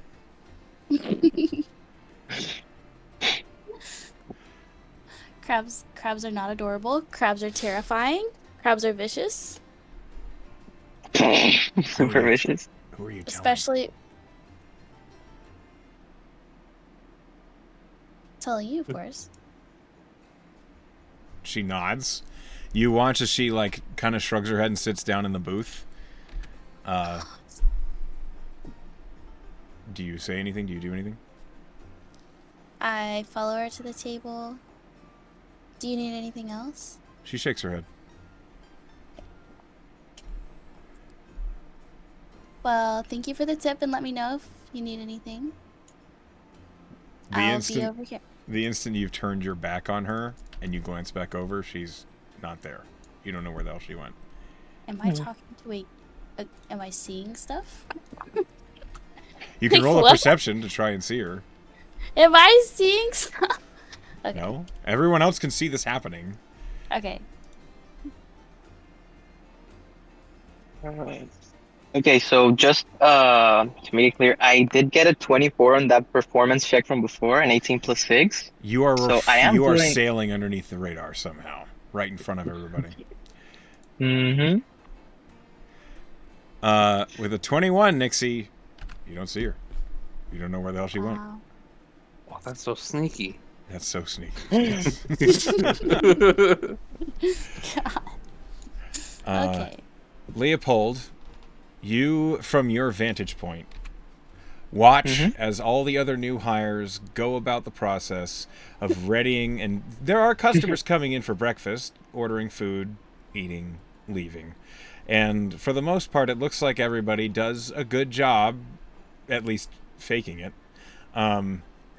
The people that already worked here, Tonk, Rockhearth, the chef, Boone, are very competent at their jobs, and they very easily handle the customers that come in, even with some of the fumbled attempts by Nixie or the complete lack of input from you.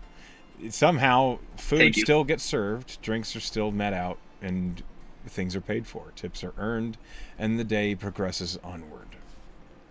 I Do I need... get my hour short break? My short rest? No, you don't. Okay. You are like literally every like 5 minutes fucking Tonk comes over and says, Mm, "Good. Come on. You have to do something." Yeah. Unfortunate. Okay. You are not allowed Did to he take have a a short coffee? rest. Yeah, he had a coffee. He did have a coffee. Okay. Nice. They want you sober, it turns out. I need a D20 roll, please. From everybody? From one person. I gotta know what happens I can- next. It's all random. Sure, I can do it, sure. Oh, that's a A one. Okay. Oh, All right. Well, Never I mind. got my nat 1 out of the way. That's interesting. Yes. All right. So, hold on a minute. I have to organize the situation here. Nixie, you have been handling a table of customers for a little bit. 3 individuals have been... It's now lunch. And 3 individuals have been seated at this table, and they have been eating. You've kind of been handling the table, hoping to get some tips out of them. And as you are, Vanril, with your really high passive investigation, you suddenly catch that one of these individuals, this woman, who is a dwarven cleric, you spotted the holy symbol from like miles away. She suddenly is like reaching for her purse, and she says, you can hear her say, "Hi. Did you take my..." And she's looking for something around her belt, and her companions are looking at her, and the closest one, who's another halfling, looks at her and says, "I didn't take anything." It looks like something troublesome is about to start, as this dwarven cleric stands up aggressively, the stool that she was seated on kind of across the floor, and she begins looking around and says, "Someone's taken my holy symbol. The fuck is that?" And she's actually shouting. And Nixie, you are near the table when this happened, as she suddenly stands up. Vanril and Nixie, as the 2 who witnessed it, what do you 2 do? Okay, maybe you dropped it or something. I can help you look for it. Just calm down. I could feel the fucking thing. It's not on the floor. Where the fuck did it go? And she is, like, angrily searching the immediate area. Can I try and talk her into calming down? So not scaring any of the customers? Yeah, roll a persuasion. Good to take a pause from what I'm doing, which is fixing any damage and doing whatever they tell me to do, essentially. So Sure, yeah. I will stop what I'm doing and... What does the holy symbol look like? I'm going to basically call out across the hall in there in common. It's 3 jagged lines. It's a near symbol. Like lightning bolts. And she I see. is looking around. That's a 19 on persuasion. Let me roll. See how well that takes. Would you like me to roll an investigation as well? Sure. Yeah. With an 8. Okay. Hold on. So Vanril, as you are investigating, you're looking around the area. Actually, you notice, Vanril, with that pretty good investigation check, there is an individual at another table, a Triton, who you don't remember her coming in. She's pointedly not paying attention to what's happening. You catch that with their high investigation. Nixie, as you try and calm down this dwarven cleric, you see she's getting angry. You see lightning from her fingertips to her belt as she says, "Someone's taken my holy symbol and they're gonna pay for it. Where the fuck did it go?" And you see the halfling next to her is like, "Sagona, calm down. We'll find the fucking thing. It's not a huge deal. You can always make another one. It's not as if the god's gone because you've lost your symbol." And Sagona, like, stares at her and says, "That's not the point." Meanwhile, I need to roll a random effect. Hey, Bakes. As you've been helping the chef with all sorts of things and you're back, what are you doing right at this moment? I am hearing through the kitchen bar entryway, hearing the commotion that the cleric is missing their piece from as far away as I am, due to, goblin hearing being pretty acute. And she's yelling. She's yelling, Okay. You turn into a sheep. Oh. you. So okay, let me explain. As you are looking out the door, and you are paying attention to what's happening, you suddenly feel a spark of energy come from your left hand, and you look over, and there is a small puddle of liquid on the countertop. And you glance back up to see what's happening, and in that moment, you feel this of magic. You don't know where it came from, but you suddenly feel hungry, and not much is all that important. There's some loud noises coming from in here. And you realize that you are a sheep and have the stats of one. Oh, well, magic. What do you do? You know how it goes. Yeah, bah. I very loudly, and I suddenly just trot next to Chef Nalta, and then look up at her. What? She is alarmed. Leopold, you see Bakes turn into a sheep. It's instantaneous. It's like a sudden magical just, and he's a sheep. Okay, it catches me by surprise, and I think I'm gonna start like looking out the windows and see if it's like an effect from outside. Okay, roll me a perception. Can I? Got it. Give me 1 second. I'm gonna like mosey my way over to the Triton on the other hand, though, while this is all going on. Roll a perception check. I got a 6. A 6. Not really good. You don't know if it's happening outside. It's hard to see. Oh man. Yeah, when I'm so small and I can't pretty reach the windows yet, It's true. I guess. Vanriel, roll me a perception as you're approaching the Triton. Good. You're right at the counter. You were doing something. You watched as Bakes, who was looking out the door, suddenly poof, into a sheep. What do you do? I'm just gonna give a little nod. This place is just fucking weird. I need to get out of this town, man. And I'm slowly just looking busy, cleaning the same spot on the table. Okay. It is the Can I just? Oh, sorry. Go least ahead. weird thing I've seen today. Can you just what? Okay, so I wanted to roll like a bare intelligence check to connect the dots that when I was at the bar, the thing with the handkerchiefs happened, and so did the sheep thing now. Can I do that? Yeah, you can try an intelligence check. Sure.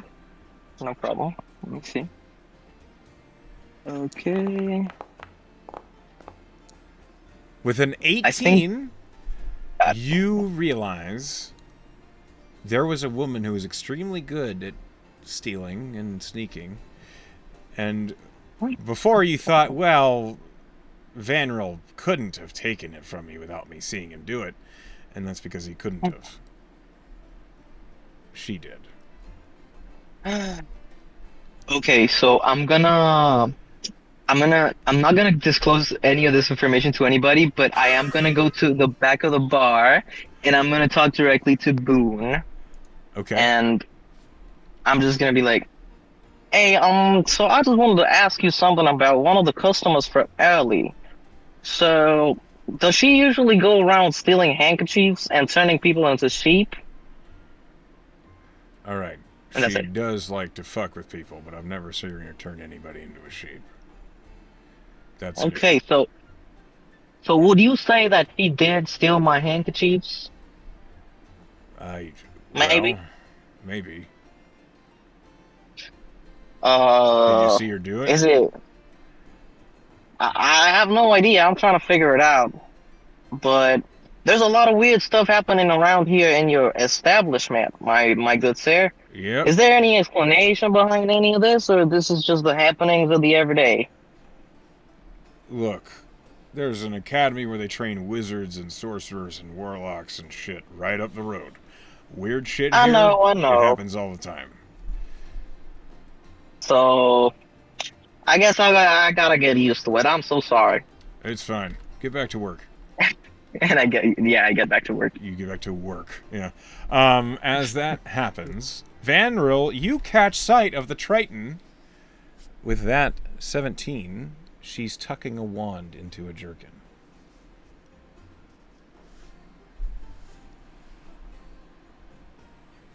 Very calmly step over and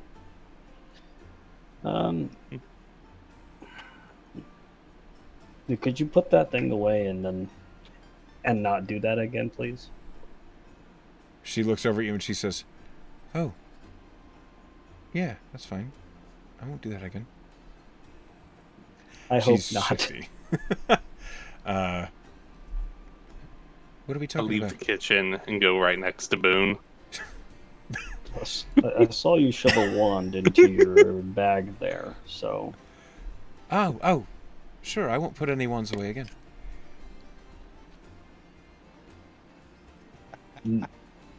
as my mother used to say, no more tomfoolery, please. Oh, you'll have none from me. And then all of you hear Boone say, "Nine hells," as he notices Bakes is a sheep. No. Like to throw a bar peanut at the sheep, see if he catches it. Do you try to catch the peanut? I just open my mouth. Mm-hmm. All right. Not really attempting to catch, but I'm I do. going open my for it. mouth. I'm going for the butt. You gotta aim. Roll an attack, I guess. You want Roll to sleight of throw an hand or? attack. Nope. Okay. You are aiming for his mouth. No, not good. So you open your mouth and a peanut just on the floor in front of you. I close my mouth as if I caught it, even though it clearly has missed. And then I walk you have an over intelligence to of my 2 right now. barrels. Shut up. Okay. I'm gonna keep going until somebody stops me. You just So, keep throwing peanuts? at the sheep. Yeah, I'm gonna feed it. Come on, little buddy. Let's All see right, what so we got, so Bakes, as you turn, a peanut boonk, off the side of your head. Bash? Anyway, meanwhile, Nixie, you have a situation on your hands. This dwarf is angry. Someone has taken her holy symbol, and she's looking like she's getting close to violence. I'm also getting agitated because Great. I just think it's just a symbol, and I will throw hands if you do not calm down. Oh, I will man. pick you up. I will drag you outside of this bar, and you won't be able to come back. Roll I'm an sorry. intimidation check. Out of all the times I've rolled, I better. That was my 8. I'm just seeing if I heard. Oh, This. Okay, man. Hold right. on, hold on. I was just seeing if I heard this. oh. Okay, a natural 20. There it is. Nice. I need to roll. I don't think she can. Yeah, okay. Seeing that you mean it, and she doesn't know you, you're new to this whole situation. This dwarf looks up at you, and you see that she's still angry. Fine. It's just important to me. And she sits down. I feel kind of bad that she lost it, so. You just intimidated the shit out of her. Now you're feeling bad. Well, I'd still be intimidated if she didn't calm the fuck down. But now that she's actually Sure. listened to me, I'm like, okay, now that we've calmed down, the situation is you lost something. When was the last time you've seen it? It was on my belt not but 10 minutes ago. On your belt. While you were sitting down? Yeah. So. Let's go find the person who stole it and we'll go kick his ass. Hell yeah! And Sigona Alrighty. hops up onto her feet. All right. And she is excited to follow you. She says, "Lead the way." Alrighty. Let's go to this person over here first. See if he has it. Okay. So, Vanril, as you're having this calm, if a little annoying conversation with this Triton who's being evasive, Nixie just walks up. And what do you say, Nixie? Hey, have you seen a symbol of any kind? You notice anybody near this It was in the particular table? Thunderbolts, I think it was. Oh, I've seen lots of symbols. It was attached to someone's belt. Oh, funny that. Then may I see your bags? Absolutely not. You don't know me. That's nice, but So you did I take need it. to find I it. didn't take anything. Roll me an insight check. While they're having Who? their conversation, I've popped my way both of you. out of the bar counter, past the Insight. kitchen, Insight. Okay, to the gotcha. bar floor. Okay, so a sheep walks out. Yeah. All right. Yeah, What are you doing? I'm gonna shadow the sheep.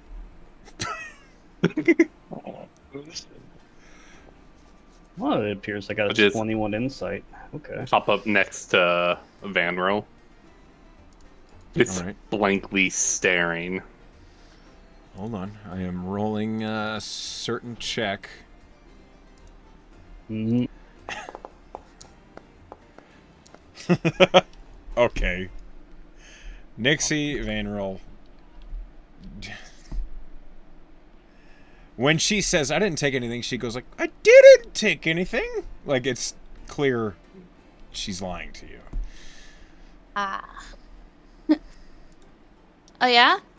Can you prove it? No. Empty your bag You on have the proof table, that you please. can. I'm not emptying. Do you know how much is in this bag? I don't care what's in the bag. I If do. you lie, It matters if to you me. if you lie, and we find out that you're lying, I will cut your hand off on this table right here. No, you will not. I will. No, you will not. Okay, Please. okay. I need. Bring out my might- short I- sword and I slam it onto the table. I need Vanril and Nixie and the sheep, and now Good, to make a dexterity saving throw. Ah, shit, I walked over at the wrong time. Yeah, you did. And I rolled no.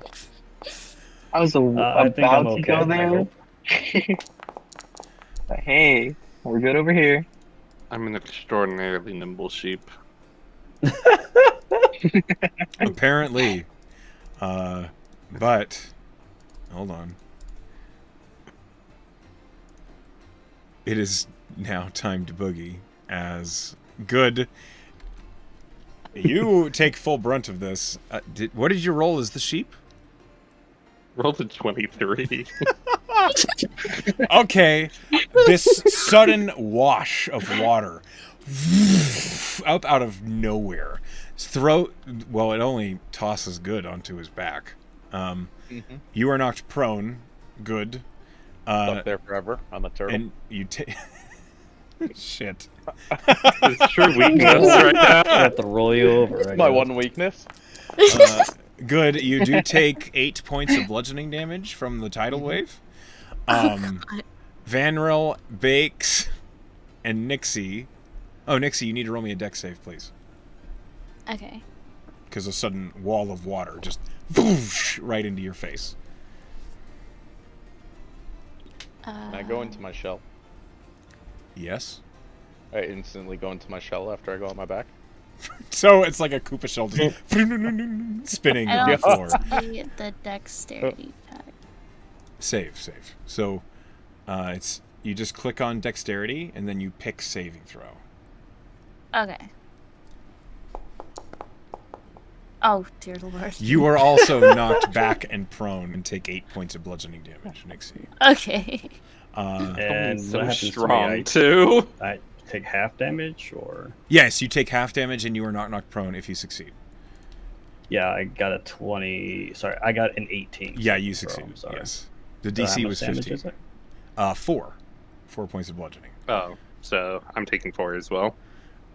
Yes, you are, which means you are no longer a sheep.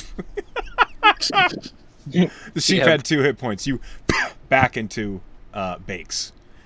You What the bloody hell? you are aware of everything that's happened to you. Your mental faculties are back. You remember being a sheep. and you taste peanuts. I never caught a single peanut in my mouth, but I have a craving for grass currently. Oh, you never caught a peanut, so then you just taste No. sadness. Sadness. However, it's now a combat, as this Triton has been like, fuck you. You're not cutting my hand off, and tidal waved all of you. Good. You are a turtle. Oh, no, I'm sorry. Please roll initiative. He is, though. He is still a turtle, but he's not in a turtle shell, necessarily. All right, Bakes, go ahead and roll your initiative.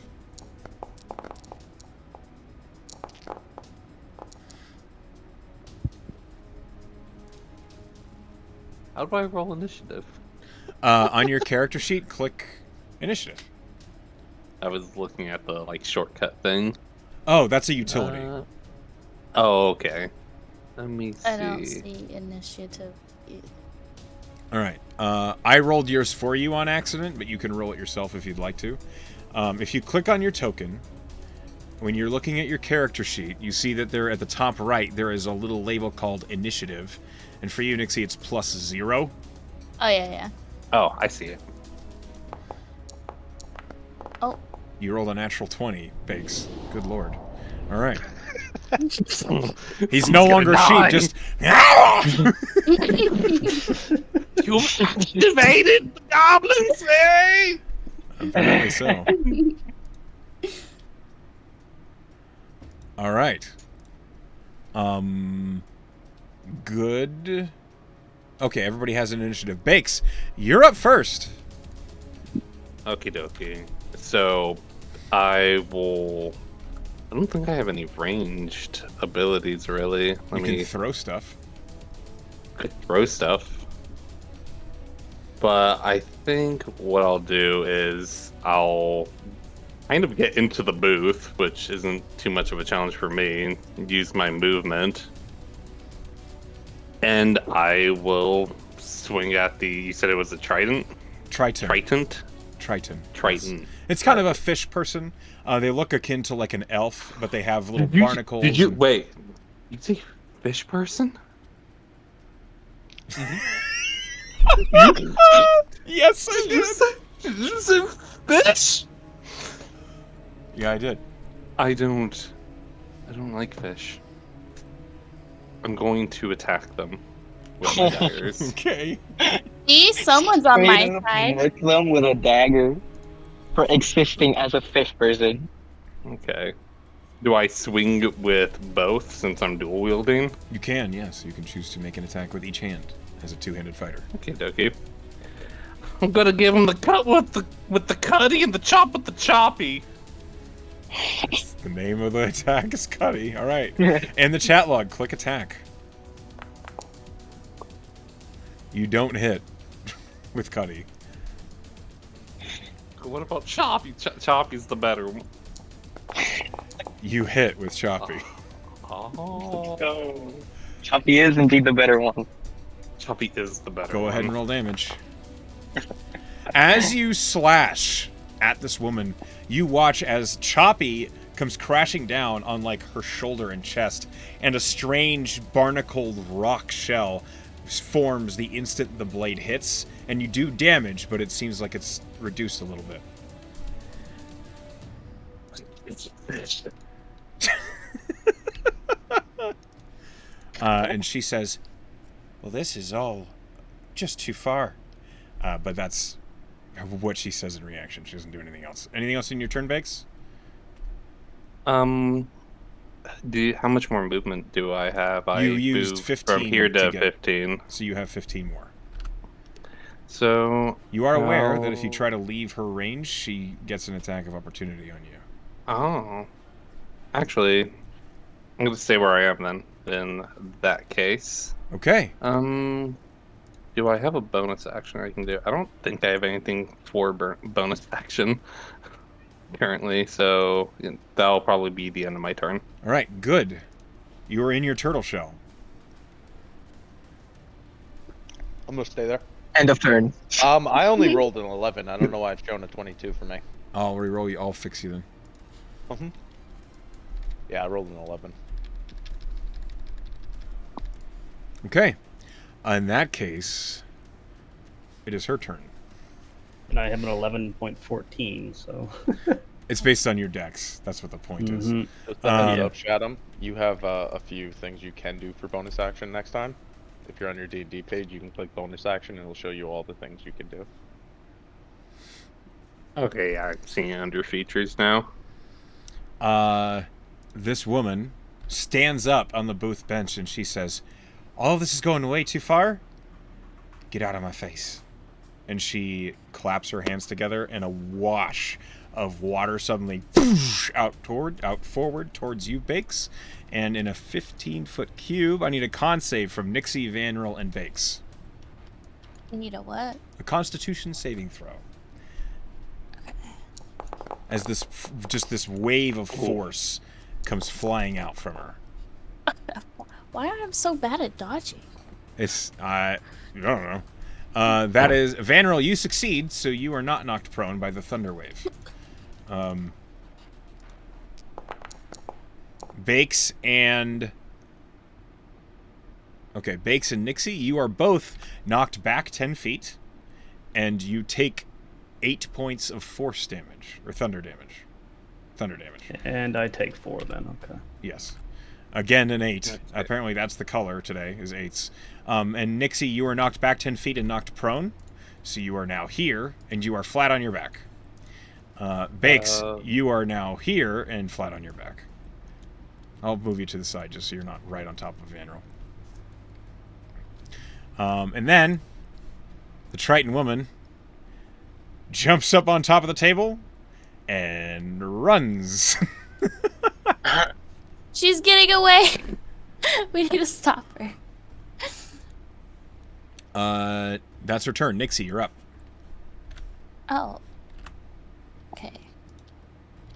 So I take it I try to get back up and You can grab stand her up. It from- takes half your movement. So Okay. you just stand up and then you can move 15 feet instead of 30. Okay.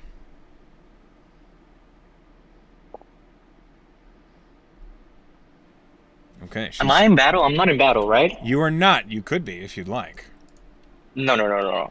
Okay. You're watching this happen. Actually, whenever Nixie's turn is done, I just wanted to do something real quick while the battle is unfolding in front of my very eyes, but we'll get to that in a second. Sorry. Sure. No problem. All right. Nixie, you move up. It's your turn. What do you do? I don't have anything. Ooh, don't I have my dual battle axes that I can actually throw at somebody? You could definitely throw able your to do that? axes at this woman who's running away. That Yes. sounds like pain. I try to do that. Okay, so roll an attack with your hand axe and just do it twice. You just throw them both. You Beastmaster style, just whoosh, throw both axes. Okay, and what do I use for that?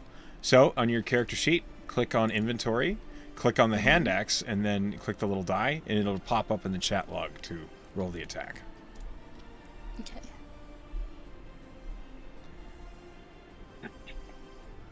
There you go. Click attack in the chat log. Oh, okay. Attack in the chat log.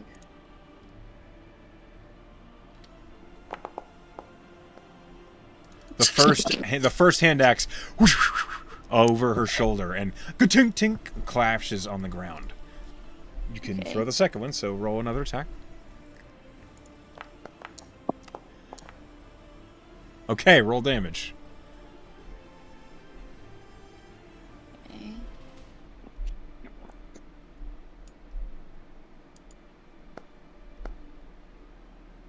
Nine points of slashing damage. All right.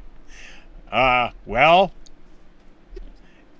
as this Triton gets up and runs, booking it for the door, Nixie runs after her, basically like, "No, you don't," and throws two hand axes. How do you want to do this?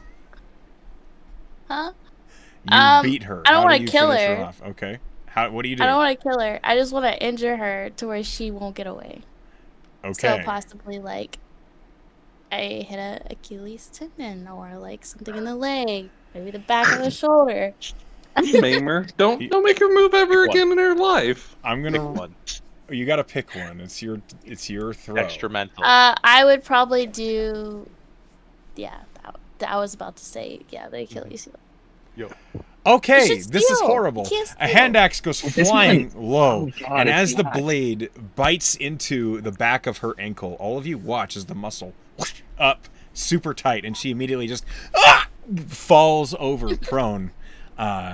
She is defeated as she is Right now on her bleeding face. out. That's the end of combat. Did you still want to do something, Leopold, at the end of Nixie's turn? Well, I mean, if it's the end of the combat, then I kind of want to see what happens first, and then I'll it's probably fair. do something. Uh, So you guys can. Hello? yeah, I hear you. Keep going. I'm still here, yeah. Can you hear us? Hello? Oh, sorry. What happened? You just stopped talking all of a sudden. Oh, sorry, my bad. I was gonna say since it's the end of the, I'm Gonna. so it unfolds, and then I'll see what I'm gonna do. Okay, so Nixie, you throw this hand axe. It performs a horrible injury. She falls on the ground, bleeding, and she's holding her leg. As that happens, Sagona was next in the order, so she runs up, and she looks at you, Nixie, and she says, "Fucking hell, you don't fuck around." All right, and she reaches down, picks up the bag, and just like holds it up and looks at it and says, "Here it is, you fucking bitch." And she takes her holy symbol out of the bag. Yes. I am feeling very confident. For a minute there, I was a little nervous. After I just severely injured somebody over something I did not know 100%. The woman that you have injured she's fading in and out of consciousness. Sagona, having gathered the holy symbol, will hold it and say, "You'll be glad I have this now, you fucking piece of shit." And she'll reach down, and you see magic flow through the holy symbol, which she needs to do this, and she casts Cure Wounds on the Triton, so she's not dying. Hey, it all works out in the end. As this is all happening, Tonk is running over, and he saw the whole thing, and he says, "Okay, new girl, get her the fuck out of here. Get that thief out of my tavern. Also, don't mortally wound anyone ever again."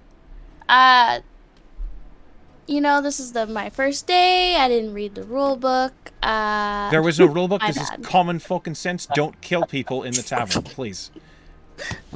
I understand. Thank you. Why don't you fucking put the muscles that you just showed to work and carry her out of here? I got you. And the Triton is like looking at you, and she says, "I'm sorry." Oh, okay. I'm gonna walk over as well. I'm gonna ask the dwarf if I could have the bag, please. She holds it out to you. I'm the rifle through for the wand. Yeah, you find it. It is a wand of polymorph. I take that and walk away. Okay. Yeah, you have a wand of polymorph. It is missing 3 charges. It was used to cast sheep. I'm gonna emerge from my shell after seeing that. I'm gonna mosey on over to that cleric. Hey, you don't mind, I fought a little beer monster a little bit earlier. You got a little bit of some healing for me? She looks at you. Roll a persuasion check. Yikes. What the fuck is a beer monster? It's just the monster made of beer. I'm a little beat up. You look like you fell down a Beer flight of bottle. stairs. Yeah, I could use a little help. Maybe next time don't fall down the flight of stairs. Okay. You do good work, and people just shit on you for it. I got you. It's nothing you can't get over with a sit down. Shut up. And the cleric sits down I at the could table. get some more coffee. Tom, I got my hour break yet? Tonk looks at all this is happening, sees the water that is slowly draining down the drains underneath the table, and says, I think now it's time for a break, aye, all of you. Go find something to eat. Take a load off. I'm going to go and acquire a mop. Fuck Okay. it. Yes, you For can the find blood. it. You can find it. I am starving. You are hauling a woman out of the building before Tonk yells at you again, I imagine.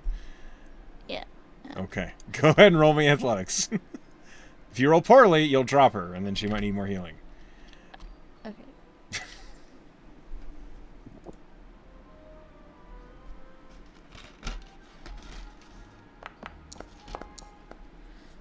Okay, it's no problem. The Triton woman doesn't weigh very much. You pick her up and carry her out. And then she, like, once you get out of the doors, she looks at you and she says, really, I'm sorry. It hurt. Why did you decide to steal that? It was silver, I anyways? need the money. Why don't you work here? You need money. Why don't you just start working here? She looks at you. I don't think they'd let me work here. Well, now they wouldn't. I mean, like, if you're looking for money, it would be always best to be looking for jobs. Like, I thought it would be a quick grab. Alright, well. Sorry about almost killing you. She, like, looks at you. Roll me an insight check.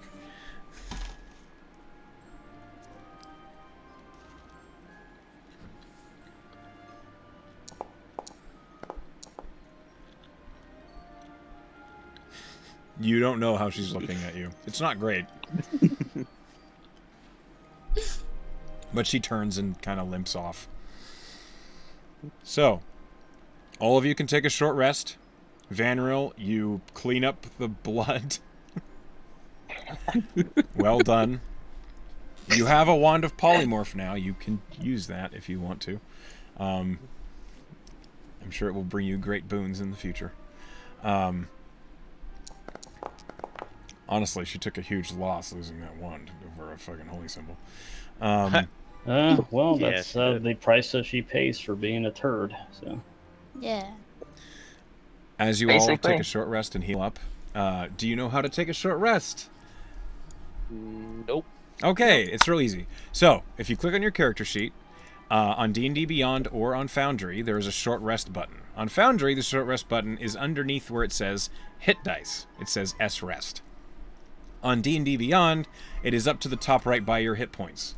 When you take a short rest, you can spend hit dice. So, each character has a different kind of hit dice, which you rolled to get your hit points.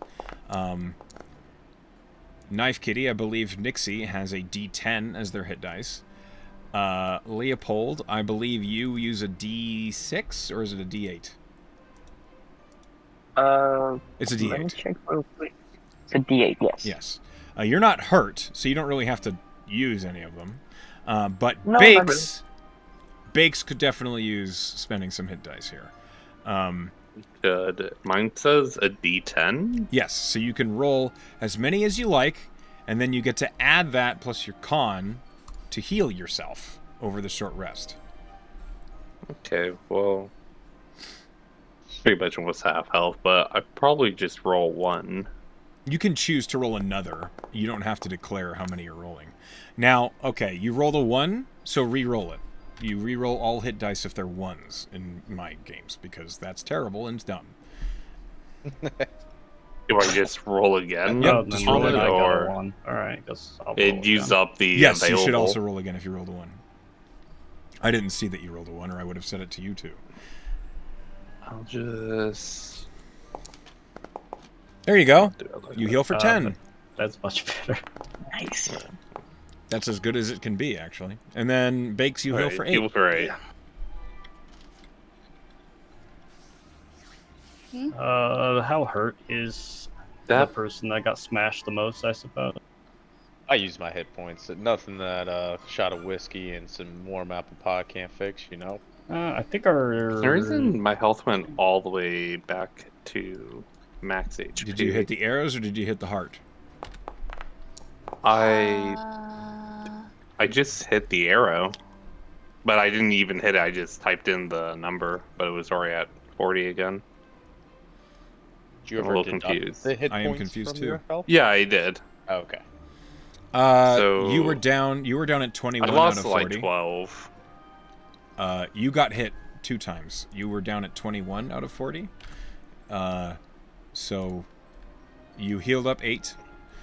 Just set your health to 30 out of 40, and we'll call it good there. Yeah. You can roll another hit die if you want to get to full. Yeah, you Um, can. You have, I you have up believe to 4 per day. let's see. Who are you talking to about the 30? I'm talking to Shaddam for Biggs. Okay. I'm at 30. Nixie, Oh. you heal for 8, so you can just add 8 to your health pool. When you roll the short rest, like dice, does it automatically heal Yes, you for yes, some it does. reason?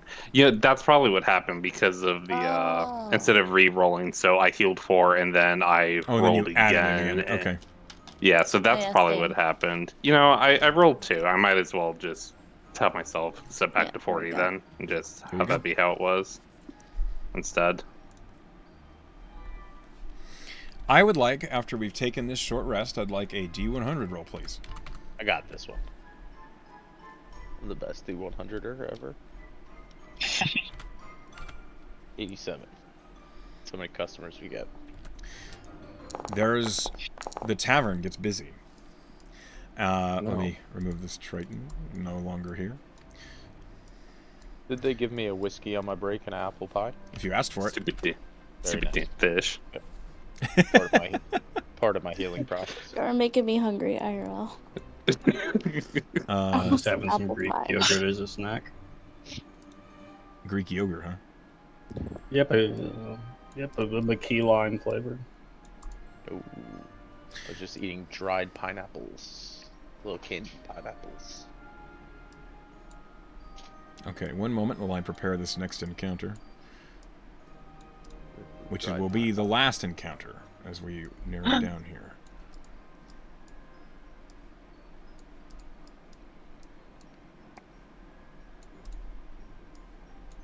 Okay. As the short rest finishes, and as you guys kind of handle the lunch rush and the time in between, this tavern slowly but surely begins to fill with customers until it is no longer quiet. It is a busy tavern. This is how you see taverns for the most part when you're out adventuring. It is crammed here in the Merry Guard. Food is being served, drinks are being tossed. There is no time to fuck around, as it were. How many charges are on the wand? I'm sorry. There are 4 remaining. Okay. It's a 7 charge wand. Okay. Hold on. I would like As to make a note. I'm sorry. go ahead. go for it. What is it? After you see him drink his whiskey and take a short rest, drink his apple pie, you actually see quite a step in him. He's not acting, Good's not acting lethargic anymore. He's actually working and got some grace to him as he's moving along. Awesome. Okay. As all right. One moment here. I wake my way also back to the kitchen with it becoming busier.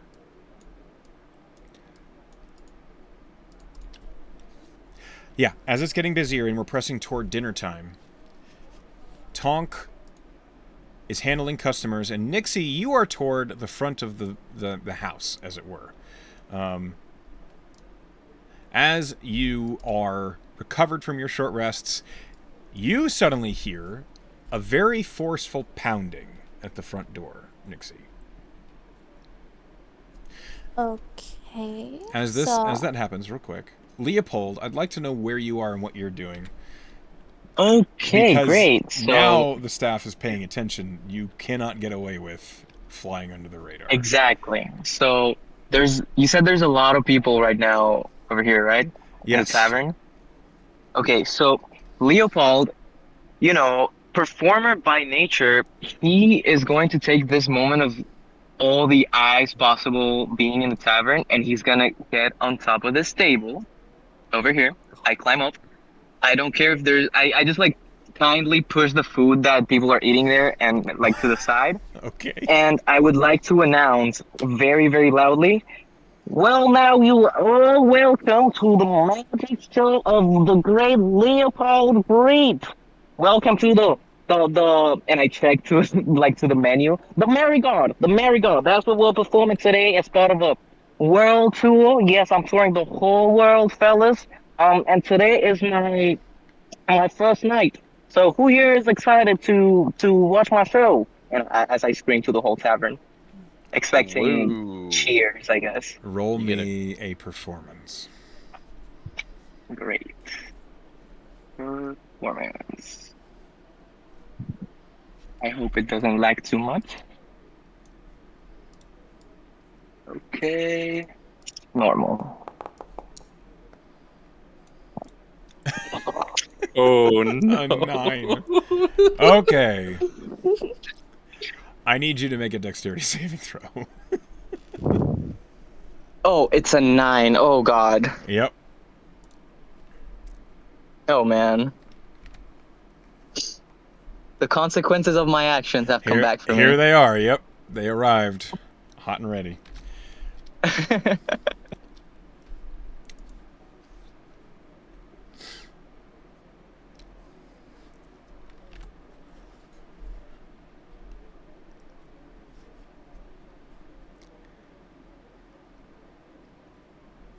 Dex save?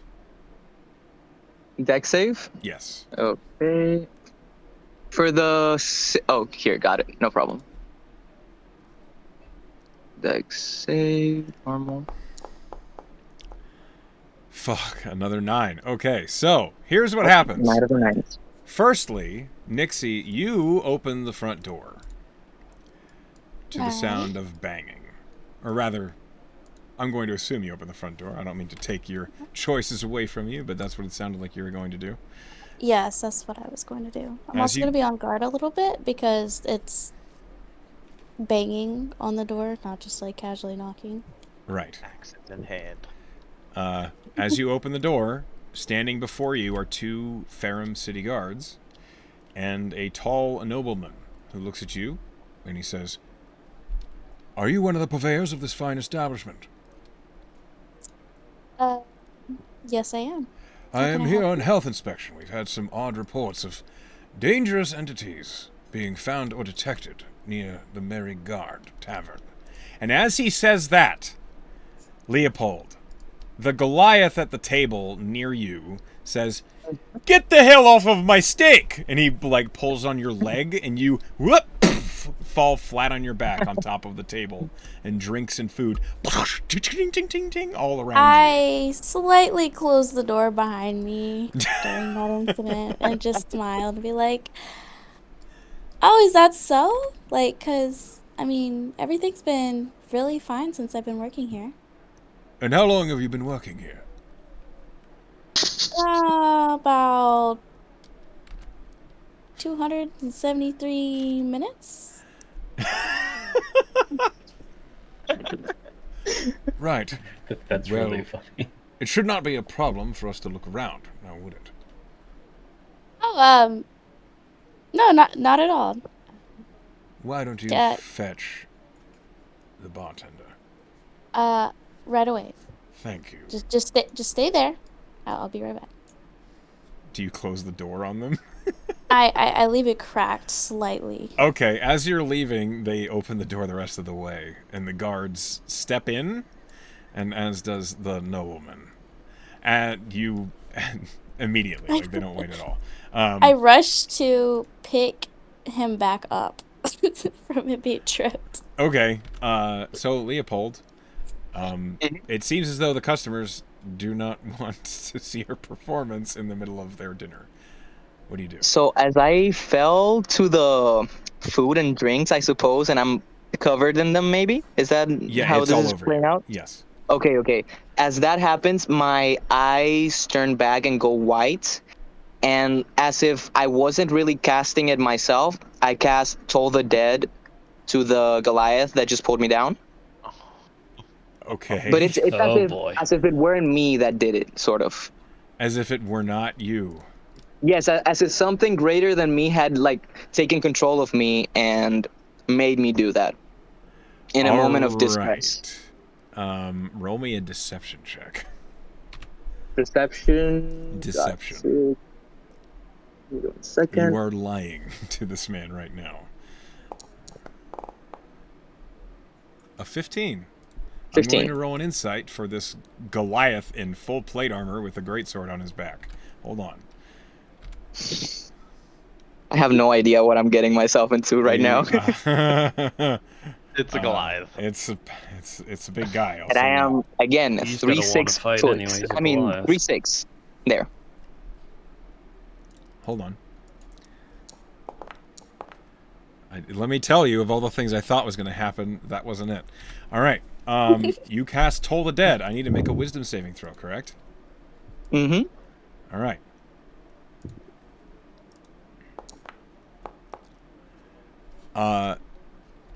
This paladin succeeds with a 22. Man. So Toll the Dead doesn't actually do any damage if you succeed on a saving throw.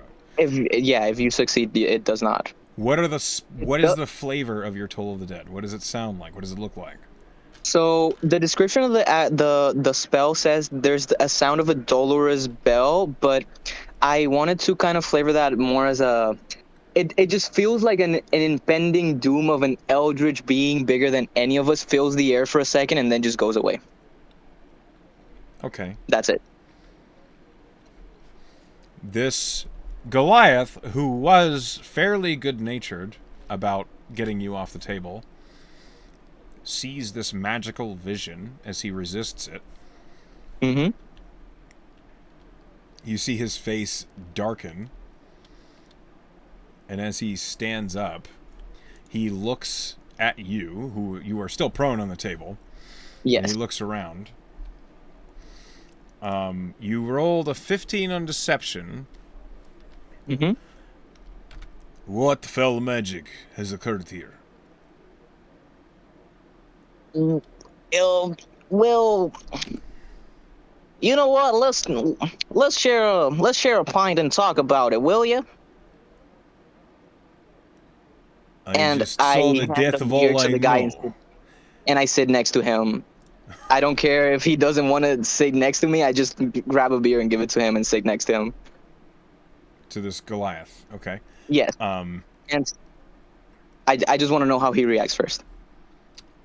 He seems disturbed. He seems upset. He's standing. He's kind of standing at this long table. He's not seated anymore. Did he grab the beer I gave him, the ale?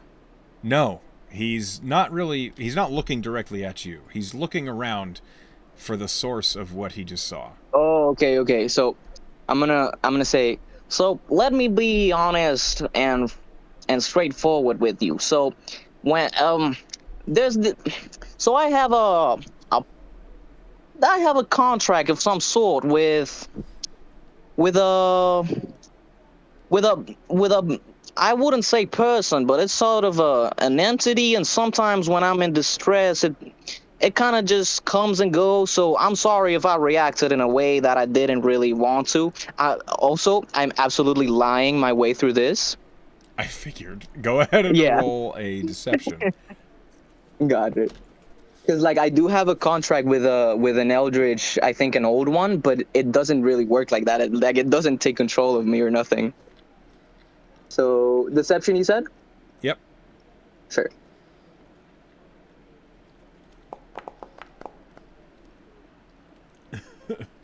Oh God. Okay. Oh God. While that's Up for you happening, splendidly. yes. While that happens, Nixie runs by, heading toward the bar top. She stops to help you up. So Nixie, you see suddenly, as you arrive to help this very small individual back onto his feet, This Goliath paladin stands up and, like, has his hand up on the greatsword on his back. And he says, "You mean to tell me you have a contract with an eldritch being, and it can take over you at any moment?" Well, not exactly at any moment. It's just when it feels I'm being threatened in a way. You know what I mean? Or perhaps you attempted to harm me. Of course I did not, my friend. I was trying to put on a show for everybody. It was not very well received, but You stepped that was on my my only steak. goal. Oh my god, I did not notice that, and I run to like grab the nearest steak and like switch it with his. Oh my god. Okay. Man, alright. Hold on, I need to roll to see who you did that to. Please be kind. Please be a kind person. It's the dice, man. Okay.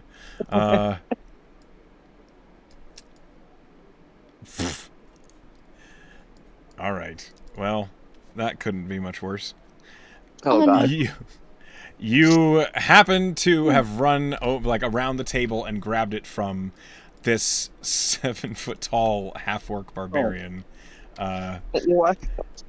And she looks down at you, take the steak, and she says, "What do you think you're doing?" And I just leave it there, and I run to grab one from the actual kitchen, and I'm like, "Hold on just 1 second, mister," and I go back. While all this is happening, Vanril, Good, and Bakes, I need you three to make a perception check. Okay. Great. Okay, Good, don't worry about it. Yep, we're good. You are busy. You're just handling customers. Bakes and Vanril, both of you detect something. While all this is happening, you watch as the halfling gets slammed down on the table. The Goliath stands up looking very angry and then suddenly looks really suspicious. The halfling darts around the table. Nixie's heading back. You see this health inspector come in the front door. All while that is happening, you feel a rumble in the floor. There is a vibration underneath your feet. This doesn't seem very good. Well, either this is an earthquake or it's the elemental that they were talking about earlier. Our Tortle friend. The beer elemental came back with vengeance. Beer monster, yep. Possibly. You didn't want to believe me before, but Leopold, was right. as you enter the kitchen, you see in the corner right here where the Crag Cat's crates were offloaded, there is a fine, like a mist or a fog that is slowly spewing from the crates. Okay, I, as a curious little guy that I am, will approach and try to peek, not completely open them, but just like peek inside of one of them. If that's all right? Roll me investigation. Sure. Okay. So I think Foundry's lagging for me, so can I do it on D&D Beyond? Yes, that's fine. Sure. Investigation, right? Yes. That's a 4. Plus 2 is at 6. Okay. You crouch down and you look in the crate. You notice, you feel the crate's planks are bending outward slightly. As if what's inside is trying to get out? Something like that, yeah. Is the cook here in the room with me? Bakes and the cook are both here. Vanril, because you were having a conversation, I'm going to say that you were on the process of either collecting a plate or bringing them back, so you're near the kitchen as well. Okay. Where is your actual token? I've lost you. You're right there. So I'm just going to put you over here. This is where you were when this happened. Yeah. With my cat friend. Your Crag Cat's like sitting on the stairs, just bored. I saunter over next to Leopold pondering, what in the bloody hell do you think you're even Don't touch it, doing don't in the touch it. kitchen? Don't touch Don't touch- what? The crate? Do I notice that the crate is kind of like doing this thing? Yeah, you do. What Are did you- that cat bring up here? So as I'm kind of inspecting the crates, I just wanted to look at the cook and ask her, "Hey, does it always do this? Do the crates all have whatever this is inside?" And I She kind of looks- just open it to let a little bit of the mist out. Okay, roll me a dex save. Oh, oh my god! Yeah, I learned that one the hard. Here we go again. Hey, look, I'm trying to stay faithful to my character. It's fair, you know, he'd do it. Yep. Okay. Oh, Oh my Oh, goodness. my A God. natty 1. Okay. Okay.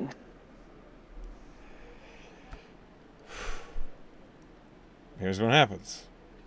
Oh no, it's a 10. It's still a fail. It's a 10. Yeah, it's a 10. I just noticed. Okay. It's still a failure. Yeah. But it is not a nat 1. Okay. So as you reach down and say, "Is this what this normally does?" and you pull the top, like the plank on top of the box open a little bit, it's Yeah. clear there was maybe a screw or a nail that was struggling to keep this box as closed as it was. Oh no. And with that little gentle lift, you hear this ping, and the entire lid explodes open. Oh This no. explosion of fog and mist flashes towards you, and Leopold, you were within 5 feet of the box, and you failed on a dexterity saving throw. You are launched 10 feet back.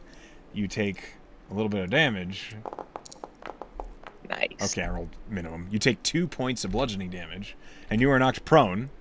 Bakes, you are not in melee with it, so you don't take any damage, but you are looking up at the fog that has coalesced around a large entity. A creature that looks as though it was made of wine bottles. Wine bottles that have kind of converged in a strange and magical way. And this massive thing is looking down at you with a giant corkscrew in its hands. And what languages do you speak, Bakes? I speak. Let me see. Where do I see this? Common and Draconic. Okay. You don't know what it says. Good. You hear a strange voice in Dwarvish say from the kitchen, "Drinks are on me!" And I need you to roll initiative. oh, another beer monster. I do say that to Boone. Boone looks up and says, "What?" Oh, Jesus. That's about all we get. So the entire party is going to be rolling initiative here because more shit's going to happen, and I can't wait. Let's go. Mm, I think We're doing it live. I'm lagging. So did mine roll initiative already? yeah, you rolled a 9. You rolled an extra 19. Oh, 19. Got it. So you're at a Perfect. 24. All right. Here's my favorite part of rolling initiative for entities that are not immediately visible. Hold on a second here. Pew, pew, pew, pew, pew, pew. Yup. Yup. Oh, gosh. Yup. Count them up. Oh man. Shit's about to hit the fan. Shit. Here we go again. We all gonna die. Leopold Greep. Oh, Nixie, Yes. Nixie, you need to roll initiative as well, please. Let's see.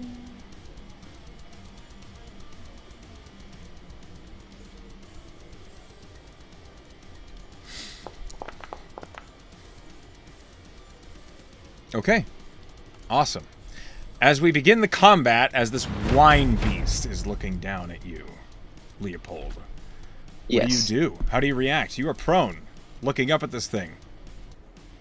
I want to ask when you say it looks like wine bottles, does it look like the glass part of the wine bottle or the liquid, like as the wine? Both? Both? Okay, okay. It's a large magical creature made of wine bottles and wine. So it's just okay, got it. I think. Give me just 1 second. I think I'm gonna. Hold on. Does Charm Person work on it?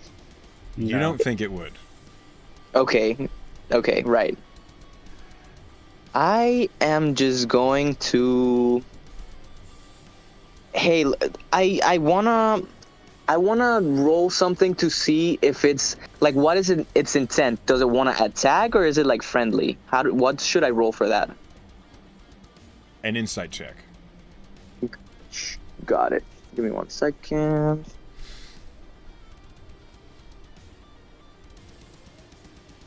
That is going to be a 10 plus 1, 11.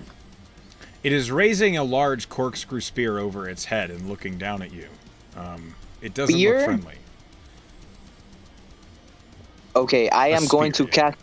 I'm gonna cast invisibility on myself, and I'm gonna try and run. Okay, Just leave me there. go ahead. Sorry. I just Oh, met you got today. it. So roll stealth. It's at advantage because you're invisible. Sure. Okay.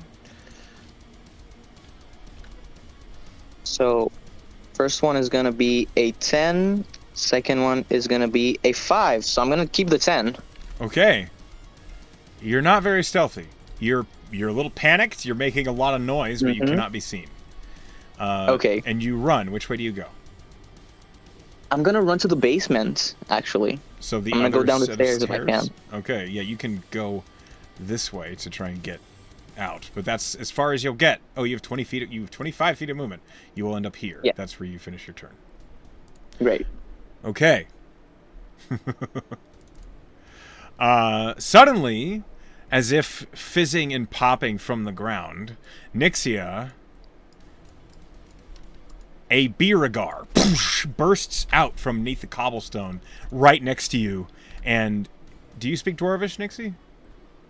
No, I speak giant.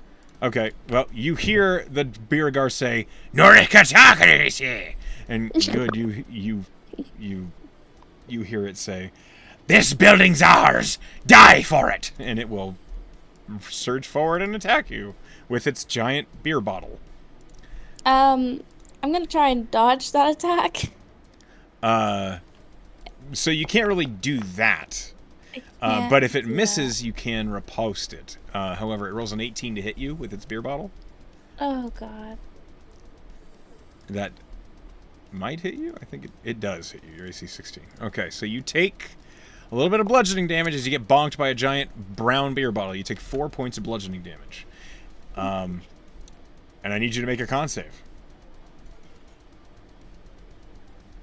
Well, that's Constitution, right? Mm-hmm.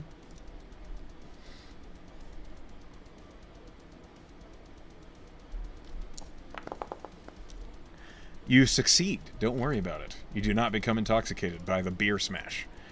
Ah, unfortunate. Okay, okay. Good. You are alerted as another Beeragar out of the ground next to you. Miss me. It will swing at you immediately.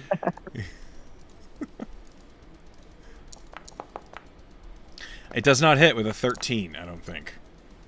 I matrix back on 1 foot and wobble back to stance. I did miss you. Next, another Beeragar emerges. It emerges next to these patrons and begins attacking. This Beeragar. Whoa. Yes. And now, Nixie, it's your turn. What do you do? You have a Beeragar in front of you. You have Tonk next to you who's going, "What the fuck is this?" What do you do? He's trying to claim the building as his own. Like, he's saying this is his You building. did not understand what he said. You don't Oh, I speak Dwarvish. didn't understand. Okay. Good did, because he can speak Dwarvish. Okay. Okay. I would probably, in this situation, try and attack. Okay. Try and attack. I have short swords. I probably use the short swords. Go for it. Okay. Let's see. Feature inventory.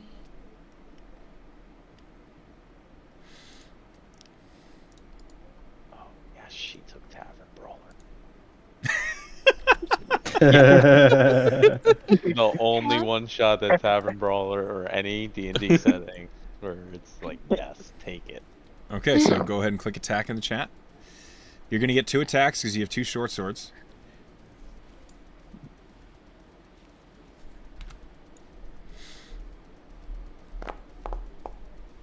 Ah. A 15 does not hit. As you swing the first short sword toward the Biragar, it raises the beer bottle in like a glancing deflection and says, "Yeah, that's Kadoshi!" And you don't know what it said. Oh my god. Good, you hear it say, "Yeah, nice try." I saw you look at the camera. I'm like, okay, fine. This isn't a big deal. The only time I 24 ever definitely hits. And then the damage roll. Yep, roll damage.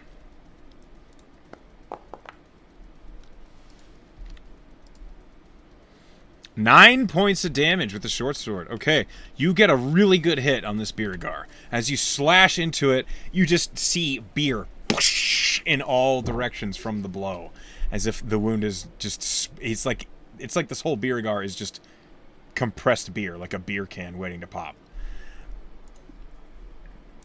Anything else in your turn? Any movement? I am secretly worrying about the health inspector that's looking at all of this going on right now. They'll be important later. It's now the Wine Beast's turn. The Wine Beast, seeing that Leopold has run away, it will look down at you, Bakes, and then back toward Vanril, and it will say, "Well, this is going to be a great time! Have a drink!" And it tilts its head down, and I need you to make a con save, Bakes. Oh, I'm getting drunk. He's my favorite, and I don't even want to fight him. Okay, you say Constitution save? Yes.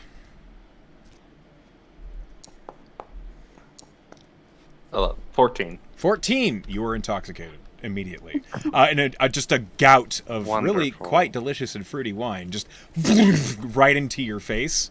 And you can't help but swallow a couple times. And immediately, you just feel, whoa. Oh, you... So, being... yeah.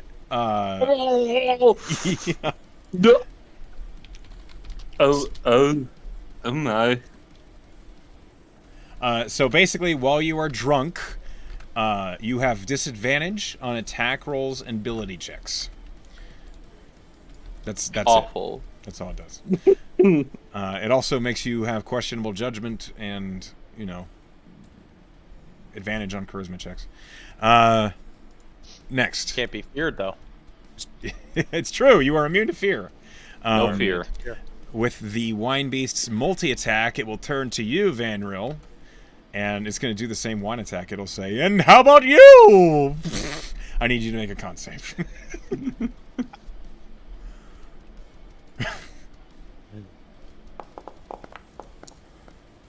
That is a failure. You are also immediately drunk. Oh, wonderful.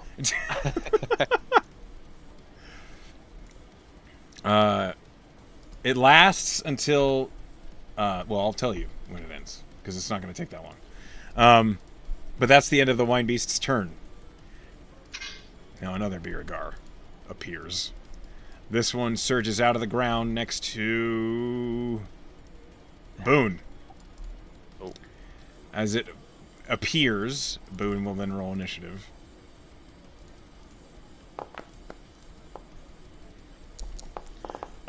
And then this Biragar is going to swing its bottle at Boone. See how it do. Now, Boone is not wearing armor, obviously. He's kind of in common clothes. But the beer... He rolled a 10. The beer bottle just boonk off the bar as Boone steps back and says, "What the fuck is this about? I guess you weren't lying, were you?" Nope, never do. Sorry. Mm-hmm. That's the end of the beer guard's turn. Good, it's your turn. I'm gonna go ahead and I'm gonna start attacking with multi-attack on the beer one in front of me. Mhm. As much as I may love you, I'm sorry I gotta do this. And Do you say it in Dwarvish? yep. You hear the beer guard for a moment kind of lowers the beer bottle and says, I get it. It's fine. Mhm. Best of luck to you. You as well, my friend. You as well. I'll drink you out. And first attack is gonna be a 17. 17 hits. Okay, damage, max damage, 10. Okay, 10. As it's taught, as you like begin to attack, it's saying like, no one ever really talks about hard as being just a magical entity of pure alcohol. As you hit it right in the face. Oh, I'm sorry. I swear you won't go to waste, and I will kick it. Okay, roll another attack. 16. 16 is its AC. Nice. That was my bonus action one. 6. So it's gonna do 6 damage. Just as before, as you slam into the Biragar, you say it won't go to waste. He says, "Take it!" Explodes in beer all over the counter, and this one is defeated. I'm gonna go ahead and take my movement. I'm gonna kind of do like a flip over the bar. 10 feet of movement. Okay. And I'm gonna use my bonus action, Flurry of Blows. Okay. And Sure, that's fine. 17. All right. So this is your final attack because you actually made 2 attacks on that guy. 17 used hits. My attack, and then you said bonus action, and then I can Flurry of Blows. So after mine. bonus action, Flurry of Blows is your bonus action. So I would just get 2. So Then? you get your primary attack. Mhm. Then Flurry of Blows is 2 additional attacks. Oh, so yes, I did want a Flurry of Blows. Yeah, you just did it Okay, earlier, cool. that's all.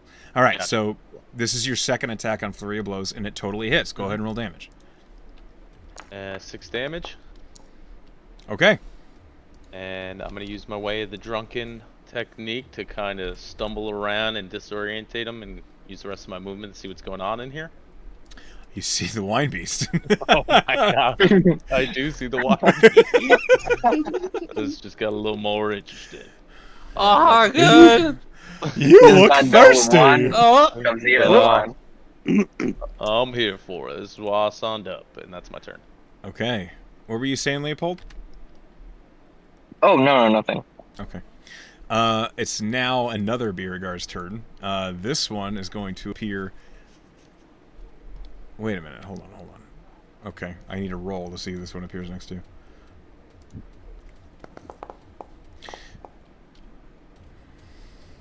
Nixie, it appears next to you. Oh, of course it does. you're making so many friends. As it appears, it surges out of the ground and says, I don't have anything to say. And he just swings at it. Swings at you. Oh god. It has advantage because I use rules for flanking. And it rolled a 2 and a 3. So, you're fine. Oh, okay. Good. Vanril, you are up. About time, right? All right. Yeah, it's okay. I get to play. What do you do, Vanril? Oh.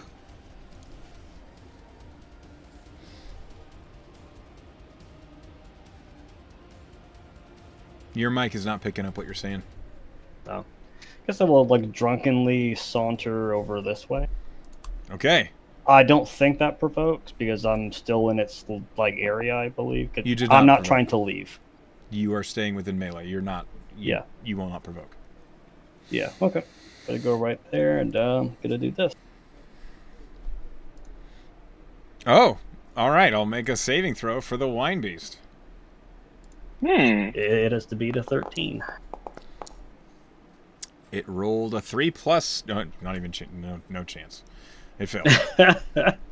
All right. So let's see. Go ahead and roll damage. 6 points of cold damage. As you deal, Yep. you Go ahead. watch as this wine beast, as the chill of the cold seems to flow up the glass of the bottles. It says, "Don't you know wine is best served cold?" and you heal it, but it hasn't taken any damage. I healed it. Okay. Well, it still gets disadvantage on a 6th attack Yes, roll. yes, it's still slowed, but Is it a red wine or a white wine? There's Good red question. wine all over your 2 allies. Okay. And then my companion gets to do a thing too. Yes, your crag cat, which is just down the stairs. It's gonna walk to flank it. So Meow. I have an important question. Is your automaton immune to poison? yes. Okay. Well, that's sad. All right. It's immune to poison effects. It's also immune to being charmed and also exhaustion effects. What if I tried really hard?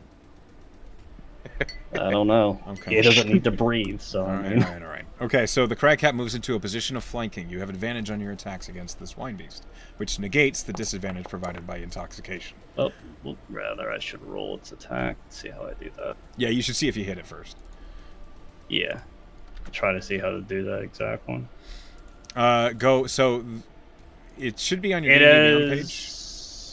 See, look, its weapon attack is 3 + 2 to hit, so it looks like what, +5. It Yeah, looks like. D20 + 5. So just roll a D20 and we'll take that into account.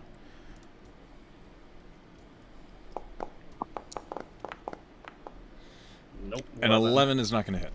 But I need to roll again because of advantage.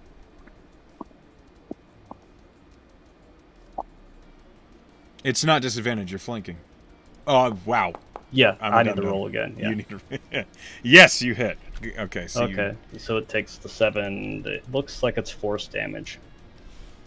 Okay. I'm gonna use a reaction and yell, "Never chill, red wine."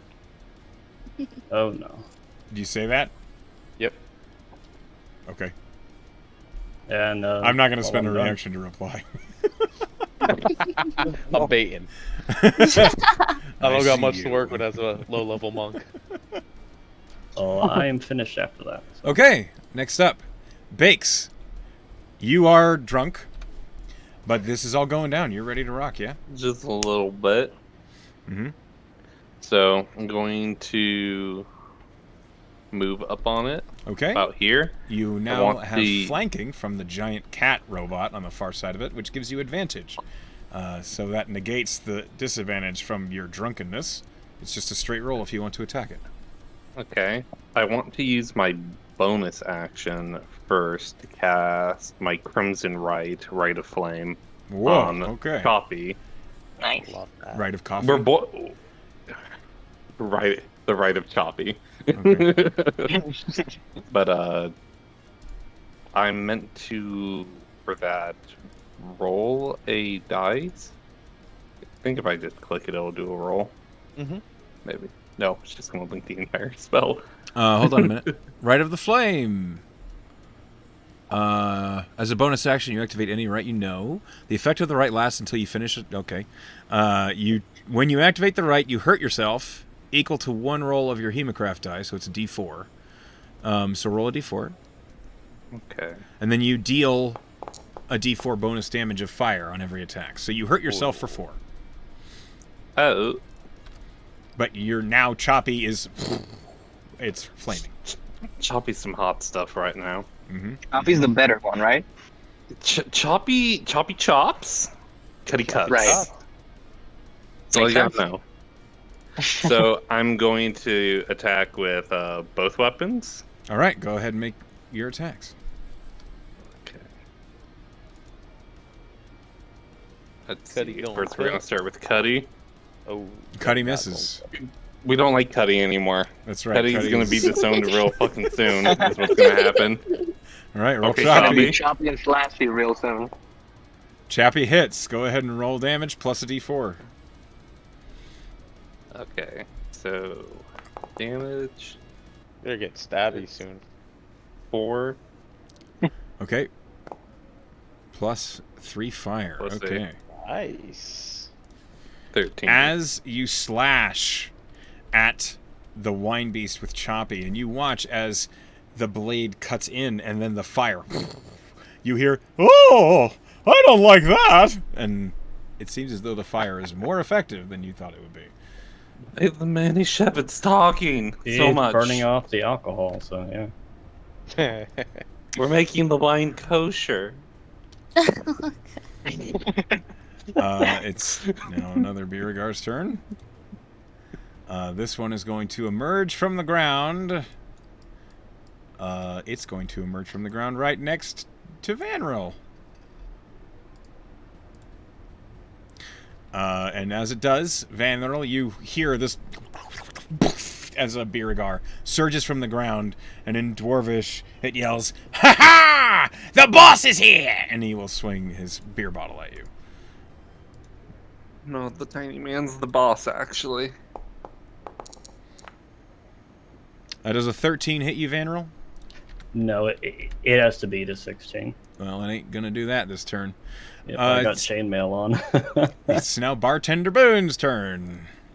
Let's go, Boone. Bartender Boone reaches underneath the counter, picks up a blunderbuss, and blasts the Beauregard in the face. I really need a shot. Nice. There are guns in my setting. Yeah. He hits. Jesus. Okay, hold on. Behind you, good. You hear Boone absolutely obliterate a Beauregard with a blunderbuss shot. And the sound of beer all directions, and then Boone say, "Oh, son of a bitch." As this is... It only had 7 hit points left. It's gone now. All right. That's Bartender Boone's turn. It's now another Beauregard's turn. And has not appeared yet. This one will appear next to the Barbarian. And attack. Now it's the Paladin's turn, the one that you pissed off. It will swing. My friend. Well, it will swing his great. He will swing his great sword at the Beauregard next to him.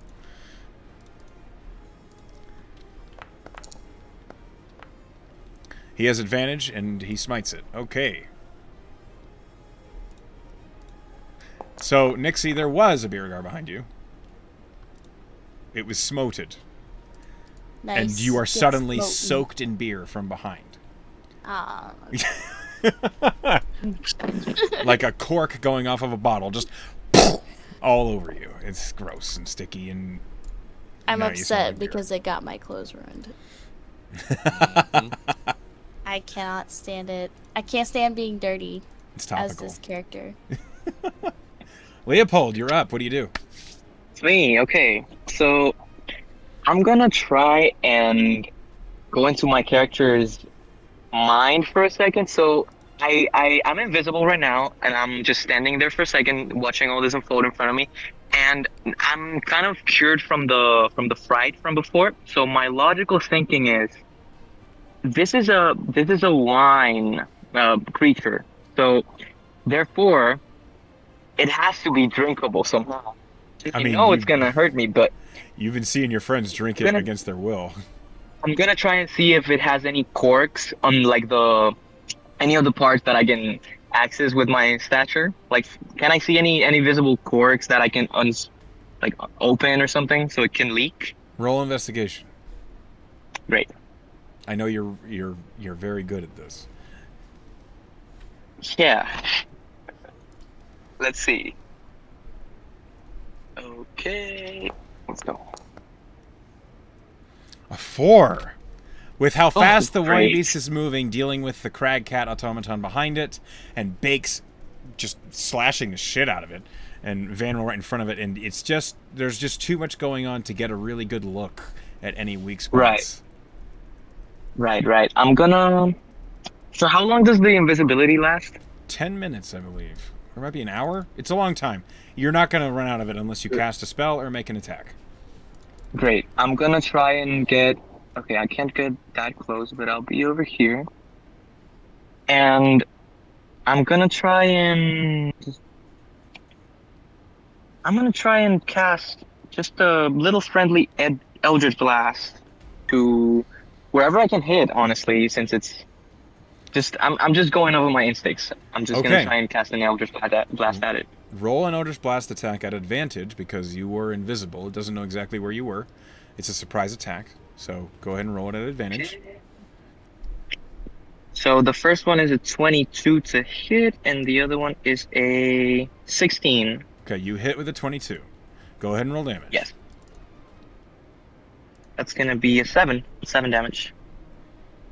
Okay, 7 points of damage. 7 points of force damage from the warlock. Yes. All right. As you appear, you're no longer invisible. Great. Oops, I didn't mean to do that. Effects, invisible. There we go. As you are suddenly visible to everybody, that's your turn, I believe. Yep. All right, it's now this Beauregard's turn. Beauregard's going to try and fuck you up, Nixie. Of It's- course. How heavy are they? You don't know. They look like the size of a dwarf. There's no scale underneath him, so you could guess probably 100 pounds. Okay. Can I? He's a breathing creature, correct? You don't know. But right now, he's swinging a bottle at your head. And that's my first crit of the day. Oh. You're getting Oh, crit no. by a beer bottle. Why? It's chunky. I swear. Is it I was gonna crunchy? put him in my bag. It's crunchy My- damage. You take It's the 20. karma. You take 20 points of bludgeoning damage. Oh. As this beer bottle, he raises it high over his head, and he just woof brings it straight down, and you just feel you see stars for a moment as you probably have a concussion and you are dizzied. I need you to make a con save. Would have been so poetic if it hit it in the same spot she hit the other lady with the axe before. That'd be fucked up. You can't hamstring someone with a Mhm. beer bottle. Oh god. You can just it's got to be broken. Yeah. It's slowly here in the distance by this beer Oh elemental by the my power of God. Heineken. Nixie, What is this? you are now drunk. Oh my god. Might no. just be concussion. So. You might be just concussed, it's true. As a massive beer bottle club just rang your bell. This Beauregard is fighting these two. You don't need to worry about that. Nixie, it's your turn. Oh god. Okay. Hiccup.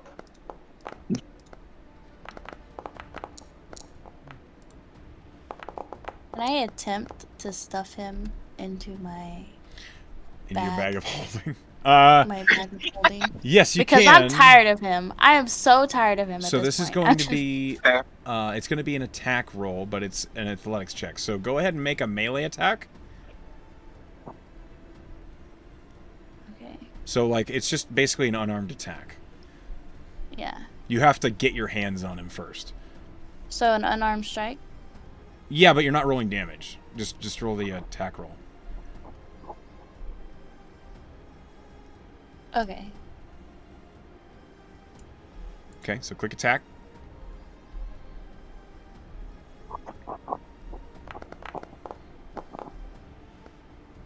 An 18 hits. Go ahead and... So now it's an athletics contest between you and this Beauregard. So roll athletics. Okay.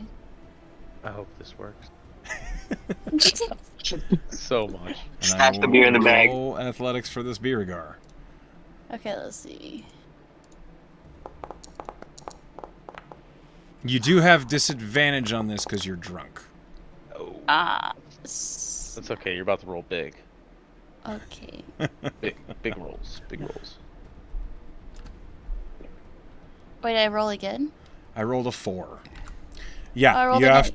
you have to roll again because At a disadvantage? you're at disadvantage, so you have to take the lower of the 2 rolls. But you only have to beat a 4. Oof. You did it. You beat my 4. All right. You have a Beauregard in your hands.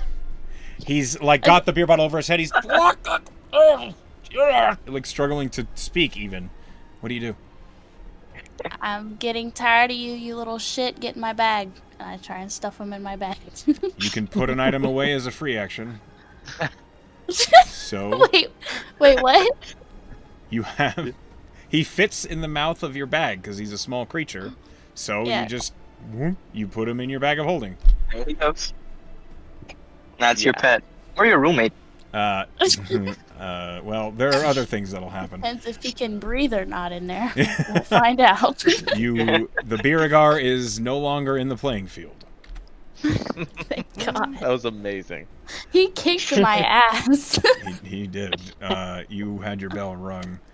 It's the Wine Beast's turn. Do you want to move before I move on? I want to lay down on You the can't do floor that for a yet. minute. Well, I guess you could do that if you want to go prone. From Like yourself prone and just crawl fall underneath the asleep. table. Do it for the role Turn play. into a crab. Do you With go a crab? concussion, and I'm drunk. Yeah, let's go You drunk. can do crab that as a with bonus concussion. action, I think. A bonus action. A wild shape, I'm pretty sure. She is not a druid. Oh, I understand. Okay, He's got just you. the crab. But you person. can bonus action into a crab. Yeah. So hold on. people. I'll just fucking... Here, I'll pull this to the side. You don't have to worry about that. And here's the crab. Oh my God, I forgot how Man. cute it was. All right. So confused with the crab. Don't worry about it. Now, do you move? You have movement still. Yeah. Under the table. Okay. Yeah, you can just move yourself under the table. I'm a rest for a bit. You That you kinda hide hurt. after being concussed. Good. It's now your turn. That's good. Dooch, What's up? it's your turn. Oh, I thought you were just saying that's good. It's Pretty your turn. shitty Good. name. If I'm Yeah, not you gonna lie. did. You did this to yourself. Good. Can I use bonus actions? First? Good. Yeah. No one says a Um, bonus action has to come after an action. Yes. Okay. So I am going to run over the table, jump down. Actually, no. I'm gonna hit him first with my flurry of blows, the little guy. Okay. I'm gonna do this as I'm kind of running over the table. First one is 17, That hits. big damage. 10. 10 points of damage. Okay. Second flurry of blows is no good. Nope, that misses. I'm gonna use Way of the Drunken to disengage. Come up to him, and I'm gonna action. I am going to. Oh, no, they already have advantage on that. I'm gonna attack him. All right, go ahead and roll your attack. Kaboom! Natural 20. That is a crit. Go ahead and roll damage. 7. Okay, so you So rolled it's gonna be +6. So 13. 13 points of damage. Okay. Yep. As you slam into the Wine Beast, running around the whole fight, the Wine Beast looks at you. Going He for the says- cork. You look particularly thirsty. I'm actually am. I'm not gonna lie. And that's when I hit the cork. Okay. That's what I'm going for up top. Just The cork. thematically. Yep. Just thematically speaking. Yep. The cork is off the Wine Beast. Yep. Uh, And that's my turn. all right. Before Vanrill's turn, it's now the Wine Beast's turn. Because I fucked up, and it was supposed to go before him. The Wine Beast is going happens. to make a sweeping attack with its corkscrew spear. Man. That's Uh, not Oh good. no. Yeah. It, So it that's does 1, roll 2, at 3, 4, disadvantage because of the cold snap from earlier. It do, which is good. It's going to make an attack on each and every one of you at disadvantage. Yep. Okay. Okay, so Bakes. Does a 13 hit you?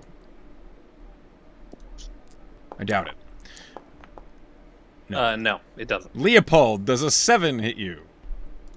Just give me 1 second. No, it does not. No way. Vanril, does a 19 hit you? Technically, yes, but as a reaction, I'm going to do that. You do what? I do that. So it doesn't. Oh, hit shield. me. Okay, it doesn't hit you. All right. Okay. And then, good, you were not here when it would have made the sweeping attack because I fucked up the order, so I'm just going to say it doesn't swing at you because You you're can too do far it. away. Go for it. No. Okay. But it will swing at the crag cat, which is behind him. Okay. Does a 13 hit the Crag Cat? Nope. It has a natural armor of 15. Okay. Then the last thing on the Wine Beast's turn it does, after missing all of them as it's chilled, the Wine Beast frowns and bubbles begin to pour out of the top of the bottle. And it says, "Well, I was saving this for the real party, but I guess it's now." And the bubbles explode out of the top. And I need all of you to make Constitution saves. Good, you are included in this because you would have been before. Oh god. God damn it. I don't. All of us? Okay. I'm sorry, everyone in this room. I'm so drunk again. Oh, okay. This is not for Thank drunkenness. God. We're not getting drunk again? No, this is worse. Oh, I definitely am. I got Oh, 6, so I'm definitely getting hit by it. Okay. Let's see. 12. That's you all failed. Nice. No, good For succeeded. me. They're all Good succeeded. drunk. Mhm. Those who failed take 16 points of poison damage. Okay. And my pet does not take any poison damage because Yeah. it's immune. Yeah. You said 16. That's why I asked if I tried to do it. 16 points of poison. Oh. Yep. This is a boss, my friends. Oof. I'm over here sleeping it off. Okay. You said 16? 16. 15, 14, 15. Damn, okay, I'm at 5. And good, you succeeded. You don't take any. Nice. And now it is Vanrill's turn. Go ahead. Okay. Bless you. I'm I sorry. hate that I'm- image. He's I drunk. hate that image. Am I still like inebriated or no? You are still drunk, yes. You will be Okay. no longer drunk at the end of this turn. Okay. I'm just dying at these memes. Disgusting! Crap, people. I didn't even see that you were posting these, you fucking yokels. Oh, crab with the knife. Oh, it's so cute.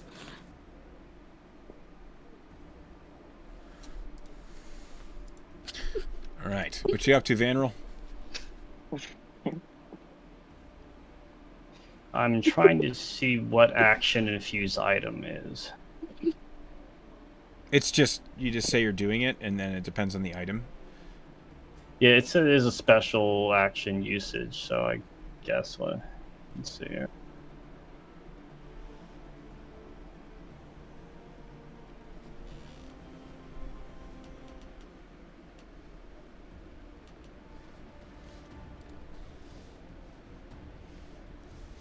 Are you talking about like the 2 infusions you get? Yeah. That's at the beginning after a long rest. So you would have had so those then- up. Where you would like you would have been prepared with whatever your infusions were. Yeah. That would be enhanced weapon and the thing that lets me the repeating shot, a magical weapon. So magical weapon on my melee weapon and my crossbow would have the repeating shot. Okay, that's fine. We can act like that's Yeah. there. That's what it would have had. Yeah. Sure. All right. Well, guess I'm gonna pull out my blade and try to hit it. Roll an attack. Straight roll. A Yekilwa. Oh, I don't know what that is. It's a very short. It's like a spear, but it's a one-handed weapon with a long blade. And I am rolling at advantage, I think. But You are- no, never mind. You are rolling yeah. at both advantage and disadvantage, so it cancels out. Yeah. Yeah. Well, I just Yekilwa. I just outright miss on that. Yep. It's using my intelligence because it is technically a magical weapon right now, because of the infusion. But I still miss regardless. So. Yep. No worries. And then my pet gets a swing. Go for it, Mr. Cat. Does your pet have a name? I have not named it. No. Okay. Mr. Damn, that's Bigglesworth. heartless. Just I am now naming it Conk. no worries. Love that. Tonk is gonna like that. Mm-hmm. I didn't even the make cat. that connection until just now. Might get a little jealous, or he might be proud. You know.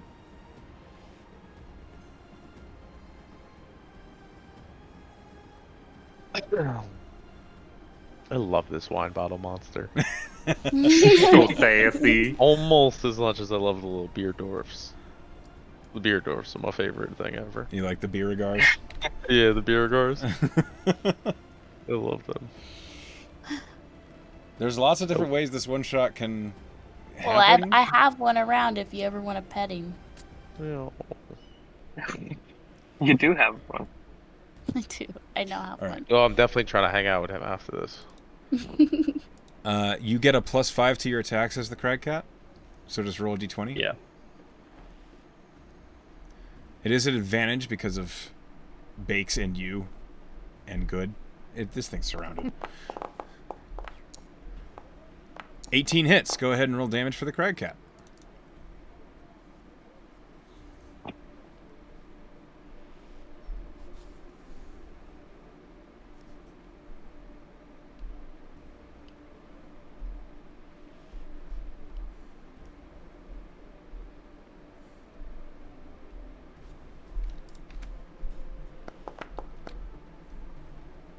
Five points of damage. Okay. 5 points of force. Yeah. You slam the Wine Beast with the Crag Cat's claws. You see that now the Wine Beast bottles are showing signs of cracks in the bottle. It is barely holding itself together. It doesn't seem to defeat its attitude, though, as it's very cheerful about it all. Next, Bakes. Okay. It's am I still getting like my disadvantage neutralized from like flanking it? Yes, Yeah. use a straight roll. Okie dokie. Am I able to cast my Crimson Red again to enhance my other weapon? I believe it's just one. Pretty sure it's Okay. on for combat, isn't it? It remains on for combat. I'm asking if I can do it a second time. Yeah, sure. Go ahead. Hurt Okay. yourself again. I It's like still on, though. pain. Go ahead. One. You hurt yourself for one. Okay, so now both weapons have flames on them. Oh. Nice. It's getting hot as I cling my weapons together, and the other one ignites. Now Cuddy is just Okay. like Choppy. And their sparks just out onto the ground from all the flames dancing magically from your weapons. Roll your attacks. Okay, time to roll with Cuddy, and with these attacks, I'm going to also use a special for Fury of the Small Dad +2. Okay. It is certainly bigger than you. Go for it. It's just a wee bit larger. Roll your attack. A 17 hits. Roll damage. Okie dokie. Cuddy's doing it! Cuddy's kind of doing it. Okay, roll the So fire that- damage. Nice. +2 plus... Is it 12 now? You deal 12 points of damage to the Wine Beast. How do you want to do this? I'm going to line up both my weapons together before swiping these piping hot blades across the top of the wine bottle in an X motion, and once again, another X going in and out of it before it's severing it, leaving hot edges to the bottle as it slides apart. As you crash the blades together and the bottle erupts and glass just all on the ground, you watch as all the wine that was within the Wine Beast seems to suddenly, instead of exploding all over the place and splashing everywhere like you thought it would, all of the wine gathers in a small circle, a globe that is undulating and swirling with glowing purple light in front of you, Bakes. You're the only one. You're the only one that can see it. Oh. It is the size of a golf ball.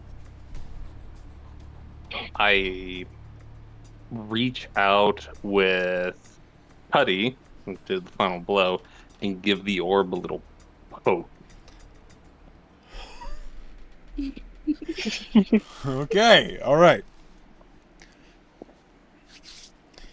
Here's what happens.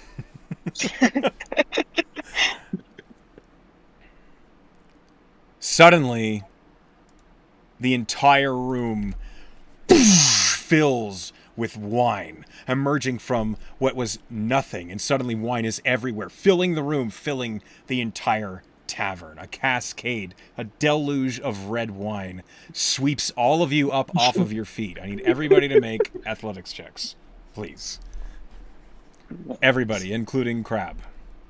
Oh, okay. Can I go into shell mode and just ride this wave? Sure. Nope, I'm going out the window. So that's gonna give me an advantage on any strength or con saves. Does that count? Discounts. Hey, I got a 17. Hey, hell yeah. I think I just got swept away. 21. Oh, I definitely did. So it's not okay. So it's not really. You'll see. Well, you didn't get swept away. It's funny. What happens is, as this tidal wave of wine emerging from a point as small as a grain of sand surges throughout the entire Merryguard Tavern, filling the basement, filling the first floor, filling the second floor, all of you are shoved toward the door as there's nowhere else for the wine to go. As it is swirling and pushing and washing all of you down, those who fail a DC 12 athletics check are drunk as fuck. Oh. You manage to swim, but you unfortunately swallow massive amounts of elemental wine. Delicious. Fail. It is delicious. It's what'd you say? I want to choose to fail while I'm in my shell. So I'm You gonna just say- open your mouth. Yeah, man. Why did I save on this one? I want to Glug, get glug, drunk glug, too. glug, glug, glug, glug. Can I grab onto somebody and just float on top of someone's head? So it's just don't get- Absolutely. I'll say that you Hop in my manage to shell. you latch on to sure, you latch on to good. Well, I mean, crabs as can he breathe in washes water by. anyway. It's Yeah, wine. but I don't want to like down so much wine. As all of you are being forced out of the building and the wine beast is gone, you all see the health inspector, who has basically was like watching all this happen, sees this tidal wave of wine, just run, and just runs out the door as fast as he can before this massive surge of wine all out the front. And as that happens, and you are all cast out on the front doorstep, wine flowing all around you and all of you extremely drunk and fucked up. Tonk washes up next to you and he says, "You're hired." And that is how the one shot ends. Hired or fired? I Happy barely ending. survived. I would like to say I think we were hired. Hired. He said hired. Yep. Okay. Let's go. I Are got we a hired job. or fired? Hired. You've got the job, basically. That sucks. It only took the job for one day for some food and drink. He got plenty to drink. Yeah. More than enough to drink. How much money did we make? I made that 3 silver. I'm pretty happy about it. All of you earned with tips the equivalent of 80 gold. Nice. Or chopped. Huh? Each or split up? You each got 80 gold. Nice. They were grateful to you for helping fight off the elemental incursion of Wine Beast and Beauregard. Anyway, You better hope Artie doesn't find out about this, because he's gonna leave his job at the End Watch, because this shit pays better. I mean, you just have to save a tavern from an elemental incursion Yeah. of alcohol. Every day. Yeah. Anyway, thank you all for playing in my free ridiculous one shot. I know it was nonsense, and I know a lot happened. Oh, that's perfectly fine. I loved it.